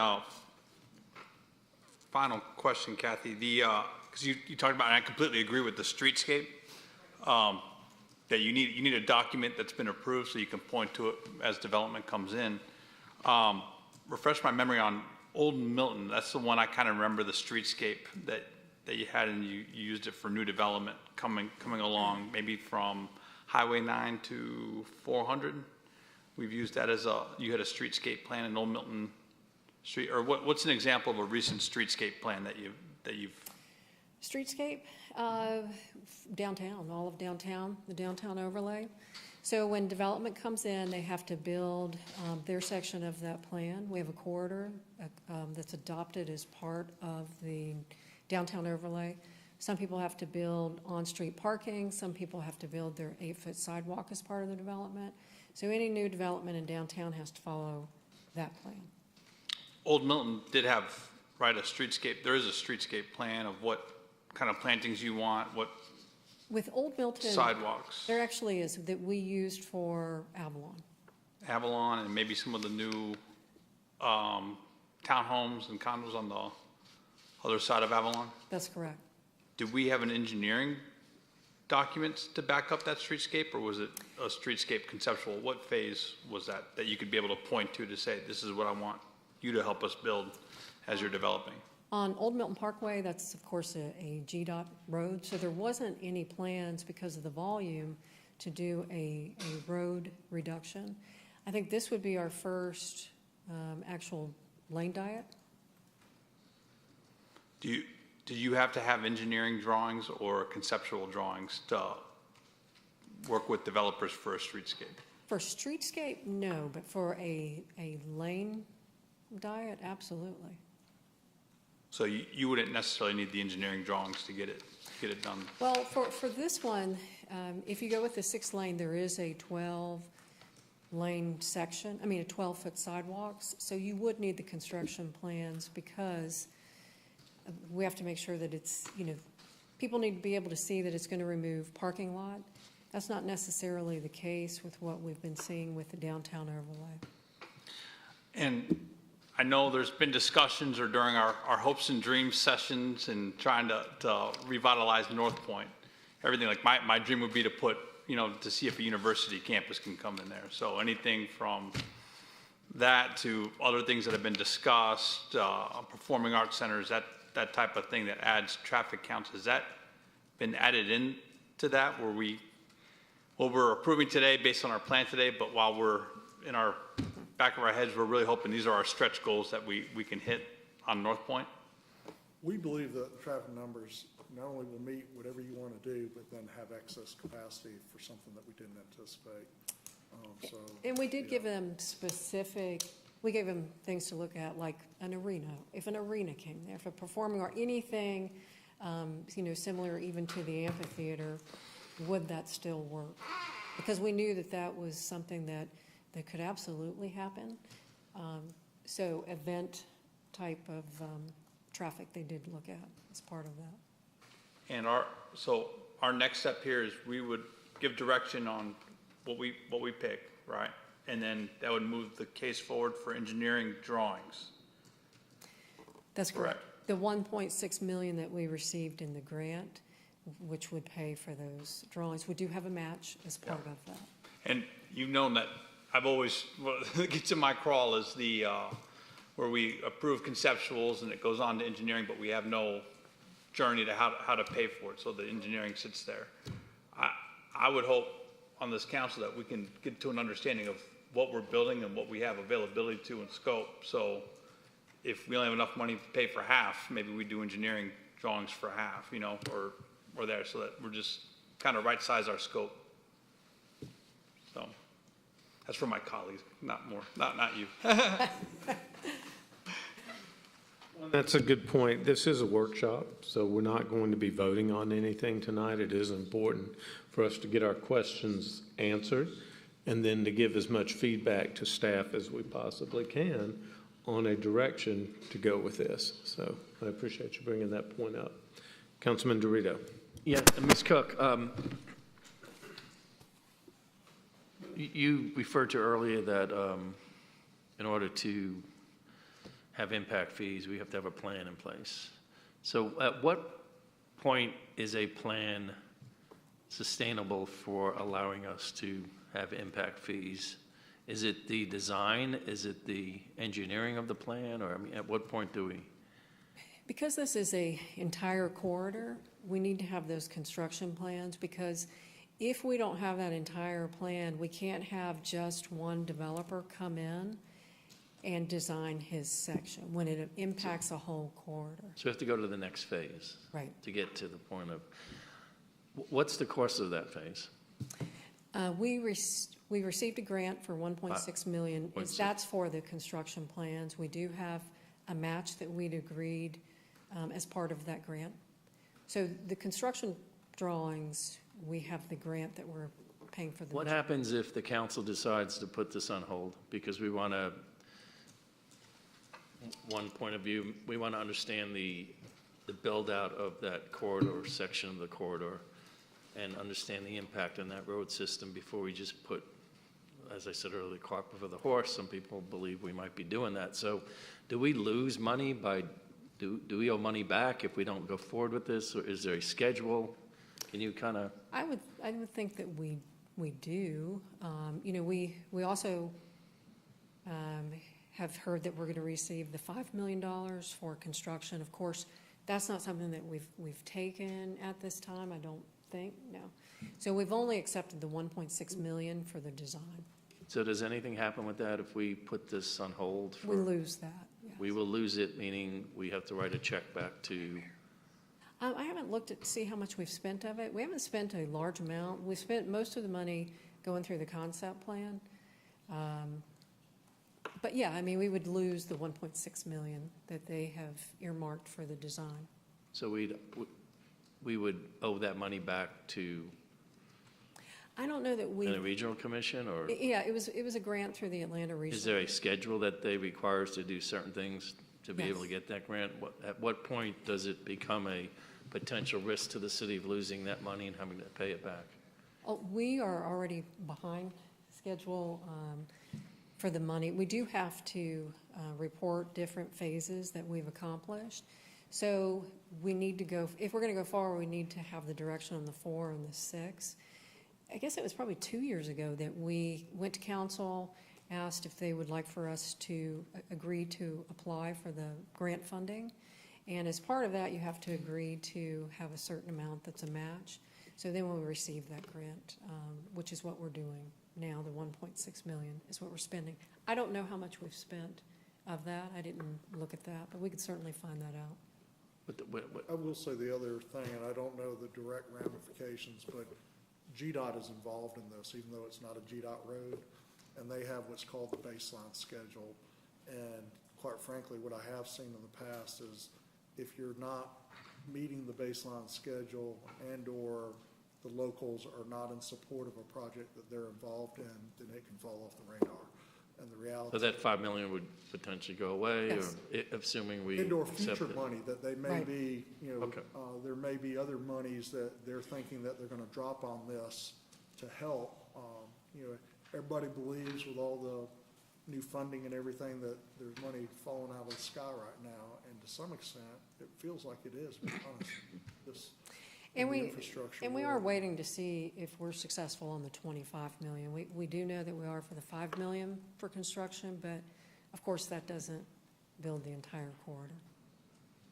Thank I you. want to emphasize each milestone that we miss, one, we get a black mark, but also it doesn't bode well for future funds for DOT. I guess I don't really have the answer, but trying to understand, at what point do we potentially risk having the taxpayer pay back the grant that we got because we didn't do certain things? That's And the I don't question. have an answer to that. There is no deadline, or?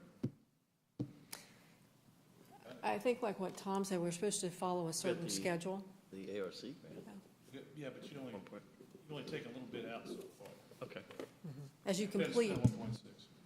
That's a good point. You don't get all of that at once. Councilman Binder? I noticed our finance and public works were discussing all the grants. I didn't know if they had anything. Eric, I believe Councilman Binder was referring to you. I wanted to suggest that, or not suggest, but we have, to date, we have a big deadline of 2005, and that's when the construction fund, 2025, and that's when the construction funds are available for the city to utilize. So our goal right now, we've awarded a $2 million award to Columbia Engineering and the design team to do the design for the corridor from Haynesbridge to Mansell Road. Our plan was to continue to request for additional construction dollars, and at some point around 2023, we'll know how much money we have specifically, which should be in line with where we are needing to finalize right-of-way plans to actually do the right-of-way acquisitions. So at that point, we'll know if we're building the whole project because we received some additional federal aid, or we'll be building a portion of that project, and we've defined what that portion is. So our goal right now is to get some good guidance to move forward and get those design plans ready to go so that we're able to receive these grant dollars and have that facilitate that project. If we do not, we've signed an agreement that says, yes, we do want the money, we are going to fulfill our side and get the design plans done and move the project forward. And those things are considered when they're looking at who to give money to next time. We've been very good with our track record of getting our planning projects done and getting our construction activities done with Public Works. And our partnerships are very strong with both the GDOT and the ARC. And we're hoping to continue that. So, to date, we've spent approximately half of that $2 million. So what the state has reimbursed us about $800,000, or moving towards that with the end of this concept phase. Councilman Hyde. We'll get back to the core issue here. You were hired to do a study, and this is your area of expertise in terms of the roads and the lanes and. Yes, sir. All right. Not only just the roads and lanes, I think we were chosen because we also have some great landscape architects, arborists, all the pieces of the puzzle. So if you can quantify it, to what degree of comfort level or certainty do you have that based off the variables that you've plugged in here, that the 4-lane capacity is sufficient going forward? I'm 90%. 90%. Now let's talk about. Traffic guy. You should be asking him that question. I'm a bottom line guy. Give me a percentage. I'd say it's probably higher than that because we had to. All right, so 95%. Yeah. I won't belabor the point. It's getting late. 95%. So in terms of the variables upon which your 90 to 95% 4 lanes is sufficient for capacity, are those variables include future retail or future mixed use, or what's plugged into those variables so that over the next 20 or 30 years, this percentage certainty that you have of capacity, sufficient capacity, what do you got plugged in there? Is it mixed use? Is it retail? Is it what it is right now? It wasn't that discrete. What we did was we followed the GDOT process because, like Tom said, they're kind of directing the process right now. And so what we did was we took the existing numbers and we grew them up over a 30-year period. And when we did that, we almost doubled the traffic in the corridor, and it still worked as a 4-lane road. So it'd be like twice what's there, basically, is what we had factored. But my vision, if you're asking vision, it's a mixture. It is Sure, not yeah. just retail, and it's Right. not just residential. It's a mixture, and that's what reduces some of the trips as well, because people will And walk then- to and from. Yeah, and I want to. I'll say quickly, too, we did add some known projects that had been approved by the city at the time that we did the studies. And those were mostly, I think there was some residential and there was retail as well that we did. We did actually go through the process of projecting the traffic from those and adding that in as well. This city has a proven history of doing big things great and great things big. Avalon's here, it's not elsewhere. And it was done thoughtfully. It was a measured approach, and it was a phenomenal outcome. Same thing with City Center. We're looking at North Point Mall, and we're not looking at this corridor. At least I should speak for myself for this. I don't look at this corridor of the next 20 years as being a future retail corridor given the direction of retail. I look at it as being a mixed use, where a place where people live and work in addition to having some retail. And to that end, the movement of pedestrians is important to me. To that end, much like when we went to Greenville on a retreat and they opened up their riverfront years ago, we're trying to open up the Greenway as an amenity here to this mixed use. So in terms of the 4 lanes, which is going to come up for a vote at some point in time, I'm guessing,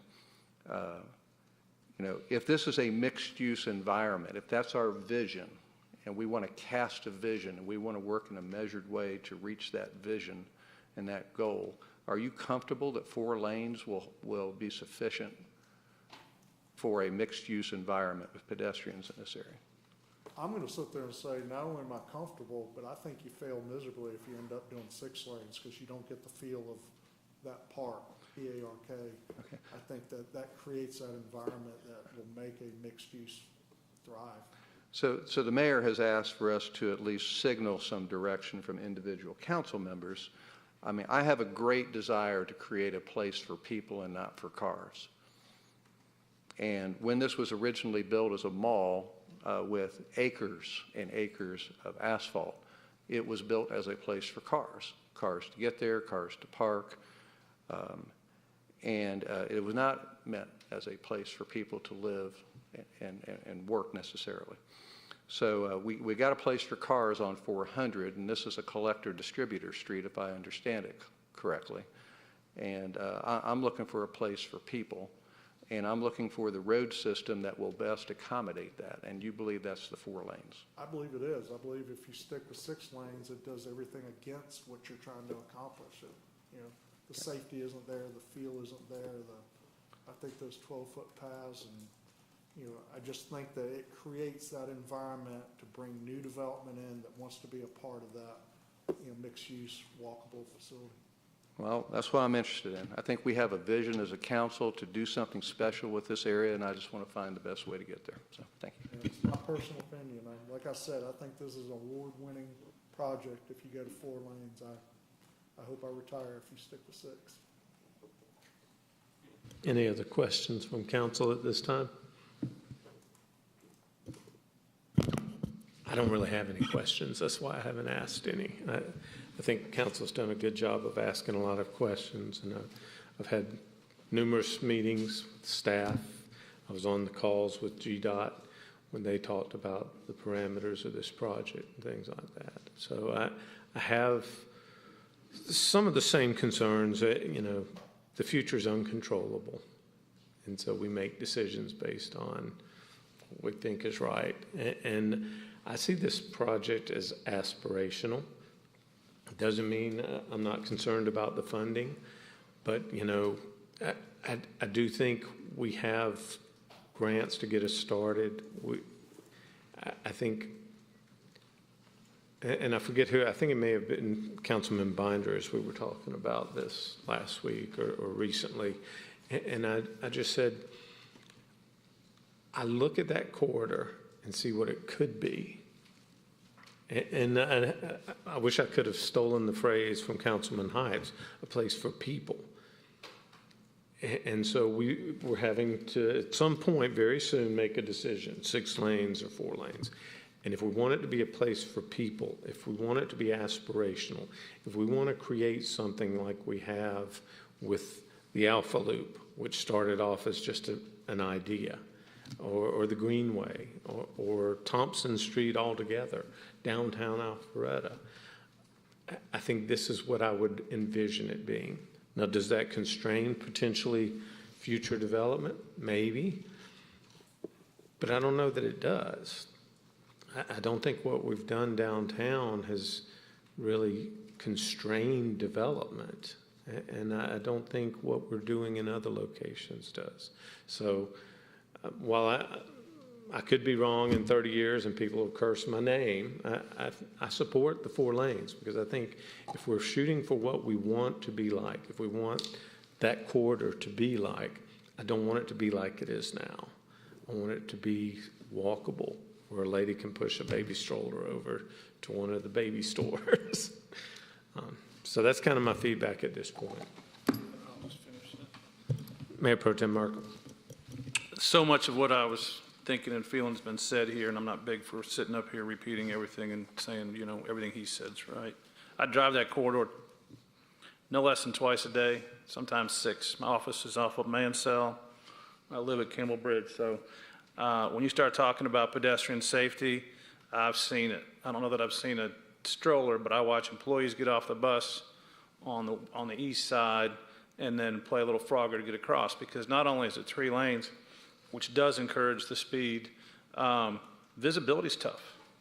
So there's a lot of parts of that road you're coming around, so I can't look at that or that stretch of road and think pedestrian. If we're staying with 6, and if that's where it goes, whoever votes for 6, I really need you to come up with a plan on how you handle pedestrians, because it isn't going to happen. People that live in the new mall renovations will not be pedestrian people going across the street the way it is now to visit the retail, restaurant, and maybe future live, work, and play across the street. They're not going to cross that street on foot to go to the movie theater across the street. They're going to drive. So you're going to push cars back out there. The mayor made a great point. I've got 2 visions of what that can look like in 20 years, and one of them's not very good. So at this point, from what I've seen, I would definitely support this 4-lane project. Sometimes we just got to go find the money. But it's encouraging. Councilman Binder brought it out. If we got 10 million in T-SPLOS, we got 5 million in grants, you got 2 million for design. We're a lot farther ahead than a lot of projects that we've funded in the past to study and draw and wind up putting it in a closet and not using it. So I really like the direction this is going in. Any other questions or comments? Councilman Mitchell. In case I didn't make it real clear, I'm supportive of the 4-lane. I'm supportive of the environment and the feel that we're trying to achieve there.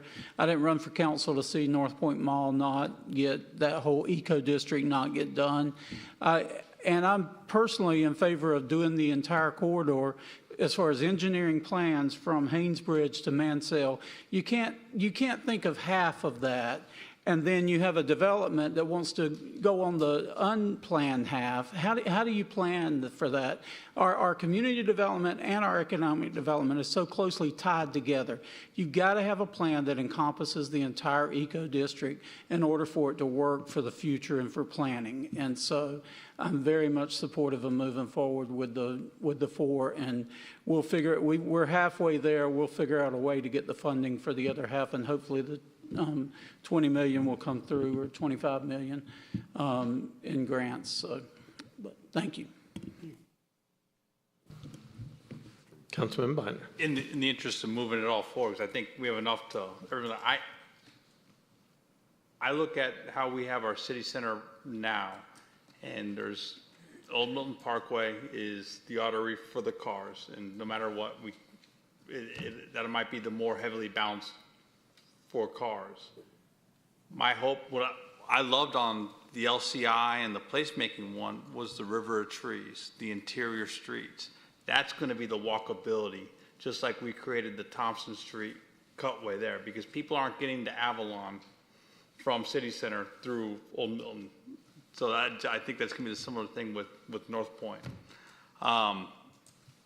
I'm a big fan of moving the needle. So you know, I'll state my piece that I think it should remain 6. I would focus on those river trees and those ulterior streets. It doesn't look like today's the day that I'm going to carry the banner on that one. My hope is that as a council, because there is a sense of urgency on North Point, so we need to find the funding and scramble to get there, as opposed to making this a 10-year project, just like, you know, we've been giving a hard time to some of our applicant at North Point Mall. We don't got 10 years. So that's just going to take some effort on our parts to see how we get there. I was hoping a TAB would do that, but it was hard trying to get parties together on that one. But we gotta figure out how to get there. And I hope some of our concepts get that way, because I hate paying for engineering drawings where it's a 50-50 shot. Anything else from council? I just want to be on record for the 4 lanes as opposed to the 6. And I will add that I understand that to be the less expensive option between the 2. For the record, I did state that in my opening questions to you, that I like the 4-lane concept. But Any other comment? I also agree with Councilman Mitchell If we're going to do it, we should do the whole stretch of that segment of roadway, not half of it, because for the reasons he stated. Any other comments? Gone. Thank you, everybody, and thank you. I appreciate the work y'all have done. So that'll wrap up the workshop for this evening. We do have a public portion, so if anyone would like to come forward and make a public comment. Ms. Shapiro, do we have any public comment cards? We do not, Mr. Mayor. However, if anyone would like to come forward, now's your opportunity to do so. Seeing none, we'll close public comment. Any reports? I would. Councilman Will? Just happen to be looking down that way. I'm fine.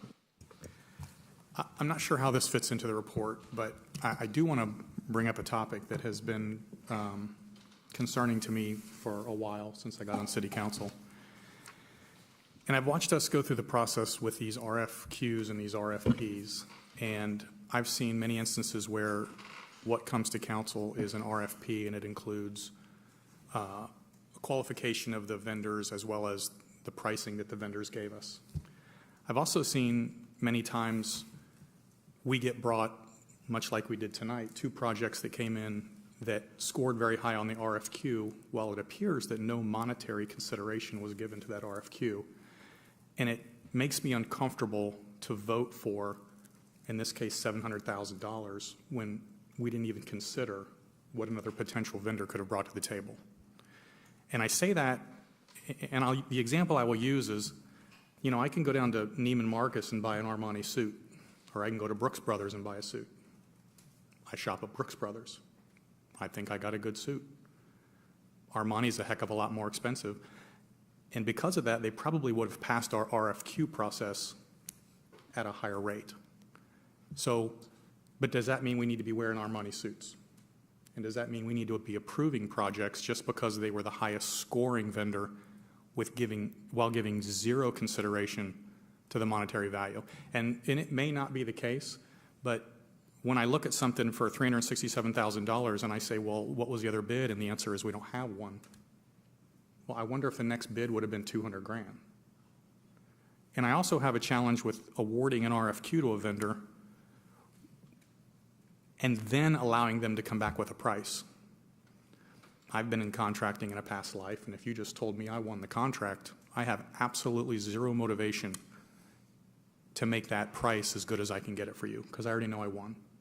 So that makes me uncomfortable as well. And I don't know what the process is, and I don't know if it adds cost, making people give us a price included in the RFQ. It just seems to me like we should be more diligent in looking at the pricing on these projects as opposed to just awarding an RFQ and moving forward. So I don't know that I have any say-so in the matter, but I wanted to bring that up and make it public record because I just, much like tonight, I voted for both of the projects because I don't want to stop the process, but I was very uncomfortable doing that. I have been uncomfortable in the past, and I will be uncomfortable in the future if we continue that type of process. Thanks. Well, first of all, I'm sorry you feel that way. Second of all, I would have much preferred you have that conversation with either I or Mr. Lagerbloom rather than voice that concern publicly, because both of us have much more experience dealing with staff on RFPs and RFQs. I'll leave it up to you and Mr. Lagerbloom to discuss the process that we use, and then we'll feel free to have a conversation with me and the rest of council. I've been involved in those processes before, and I'll say it's fortunate that you can choose between Armani and Brooks Brothers, but we're building parks. They don't change, styles every 4 years. They don't wear out. You don't get too fat like I am to fit in them anymore. We're building something forever.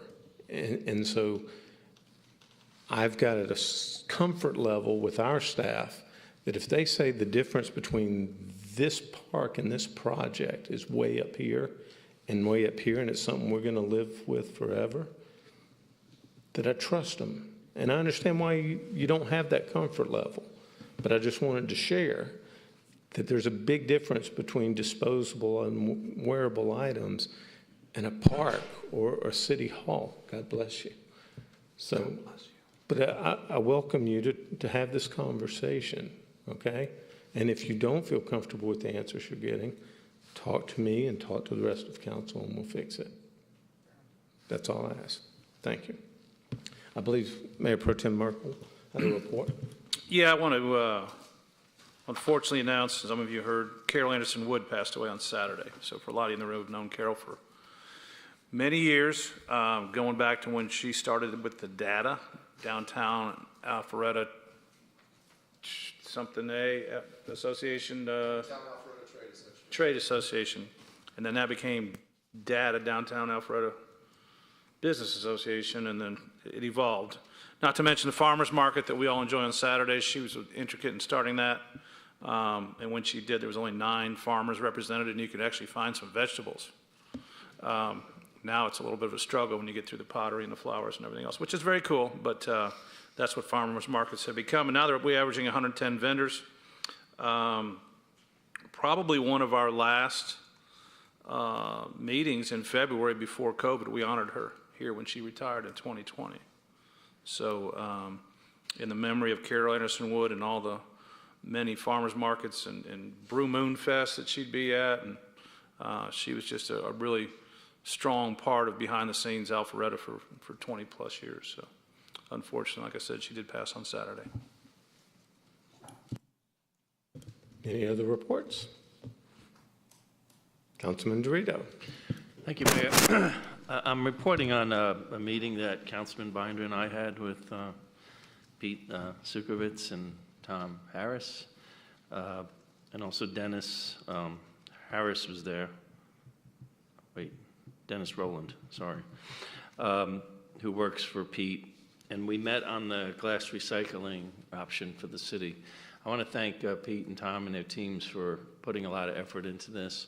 And I'm just going to report on behalf of Councilman Binder and myself what we learned from the meeting last Friday we had over at the Public Works Building. The recommendation that both Public Works and our Finance Department is making to address glass recycling in the city is purchasing a hopper, which you see the visual in front of you would be placed in that blue square down on the bottom of the screen. And that would be for glass recycling for all city residents. The cost of that hopper is about $2,000, a one-time charge. Residents would come in, park their vehicles. There's 3 spaces being taken away for access to that glass recycling depot. And that hopper would be emptied twice a week by our Public Works Department. If you look up at the top left of the page, where the public supplied roll-off dumpster would be placed, and I think that's a 12-yard dumpster, if I get, 12-yard roll-off. The cost of that dumpster, not only the dumpster itself, the real cost is taking the glass away. Republic would remove it periodically. It'll cost the city about $10,000 to $15,000 a year. So if you add that with the one-time $2,000 cost, the first year would be no more than $17,000 to the taxpayers of Alpharetta, where under the previous glass recycling program where Republic went by the homes, it was costing an average about $300,000 that the residents both paid for and the city subsidized, which, as everybody knows, was not working out very well. I mean, we had a glass recycling program that was really inoperable. And a bad service is no service, so the council opted to replace it with a new option of glass recycling. And as was promised at that meeting by the city council at the time, we weren't walking away from glass recycling. We were just looking for a more cost-effective, efficient process for the city. We're very supportive of glass recycling in the city. And Republic would take the glass that the residents would drop off at our Public Works facility on Henry Road to the strategic glass that was receiving glass from Republic in the past. The hopper is going to be unattended. It's the honors policy, but there will be a license plate reader and a camera installed, so we can monitor that and make sure that people are utilizing the facility properly and not discarding garbage and other items. If a lot of cardboard or other items go into that hopper, Public Works twice a week would then put that into the regular dumpster to be taken off with regular garbage of the city. Public Works plans on providing a full description of the program to the residents in 30 days prior to the effective date of operation. And again, I want to thank both Councilman Binder, Tom, and Pete for an excellent job. They did look at other alternative options, and not to play off the words of Councilman Well, but this is probably the most cost-efficient glass recycling program that the city could have and still achieve the result of those citizens who want to recycle glass, give them an option to do that. So thanks a lot for your efforts. Any other reports? I only comment on Councilman this. Can we get Jason to try and find a way to get half of that cost down, maybe half a dumpster or something like that? So, thank you. There will be no more reports after that. You're going to stop the fight for just one hit? And since we do not have any executive session tonight, ladies and gentlemen, thank you for your attendance. We are adjourned. Mayor and council, as a reminder, please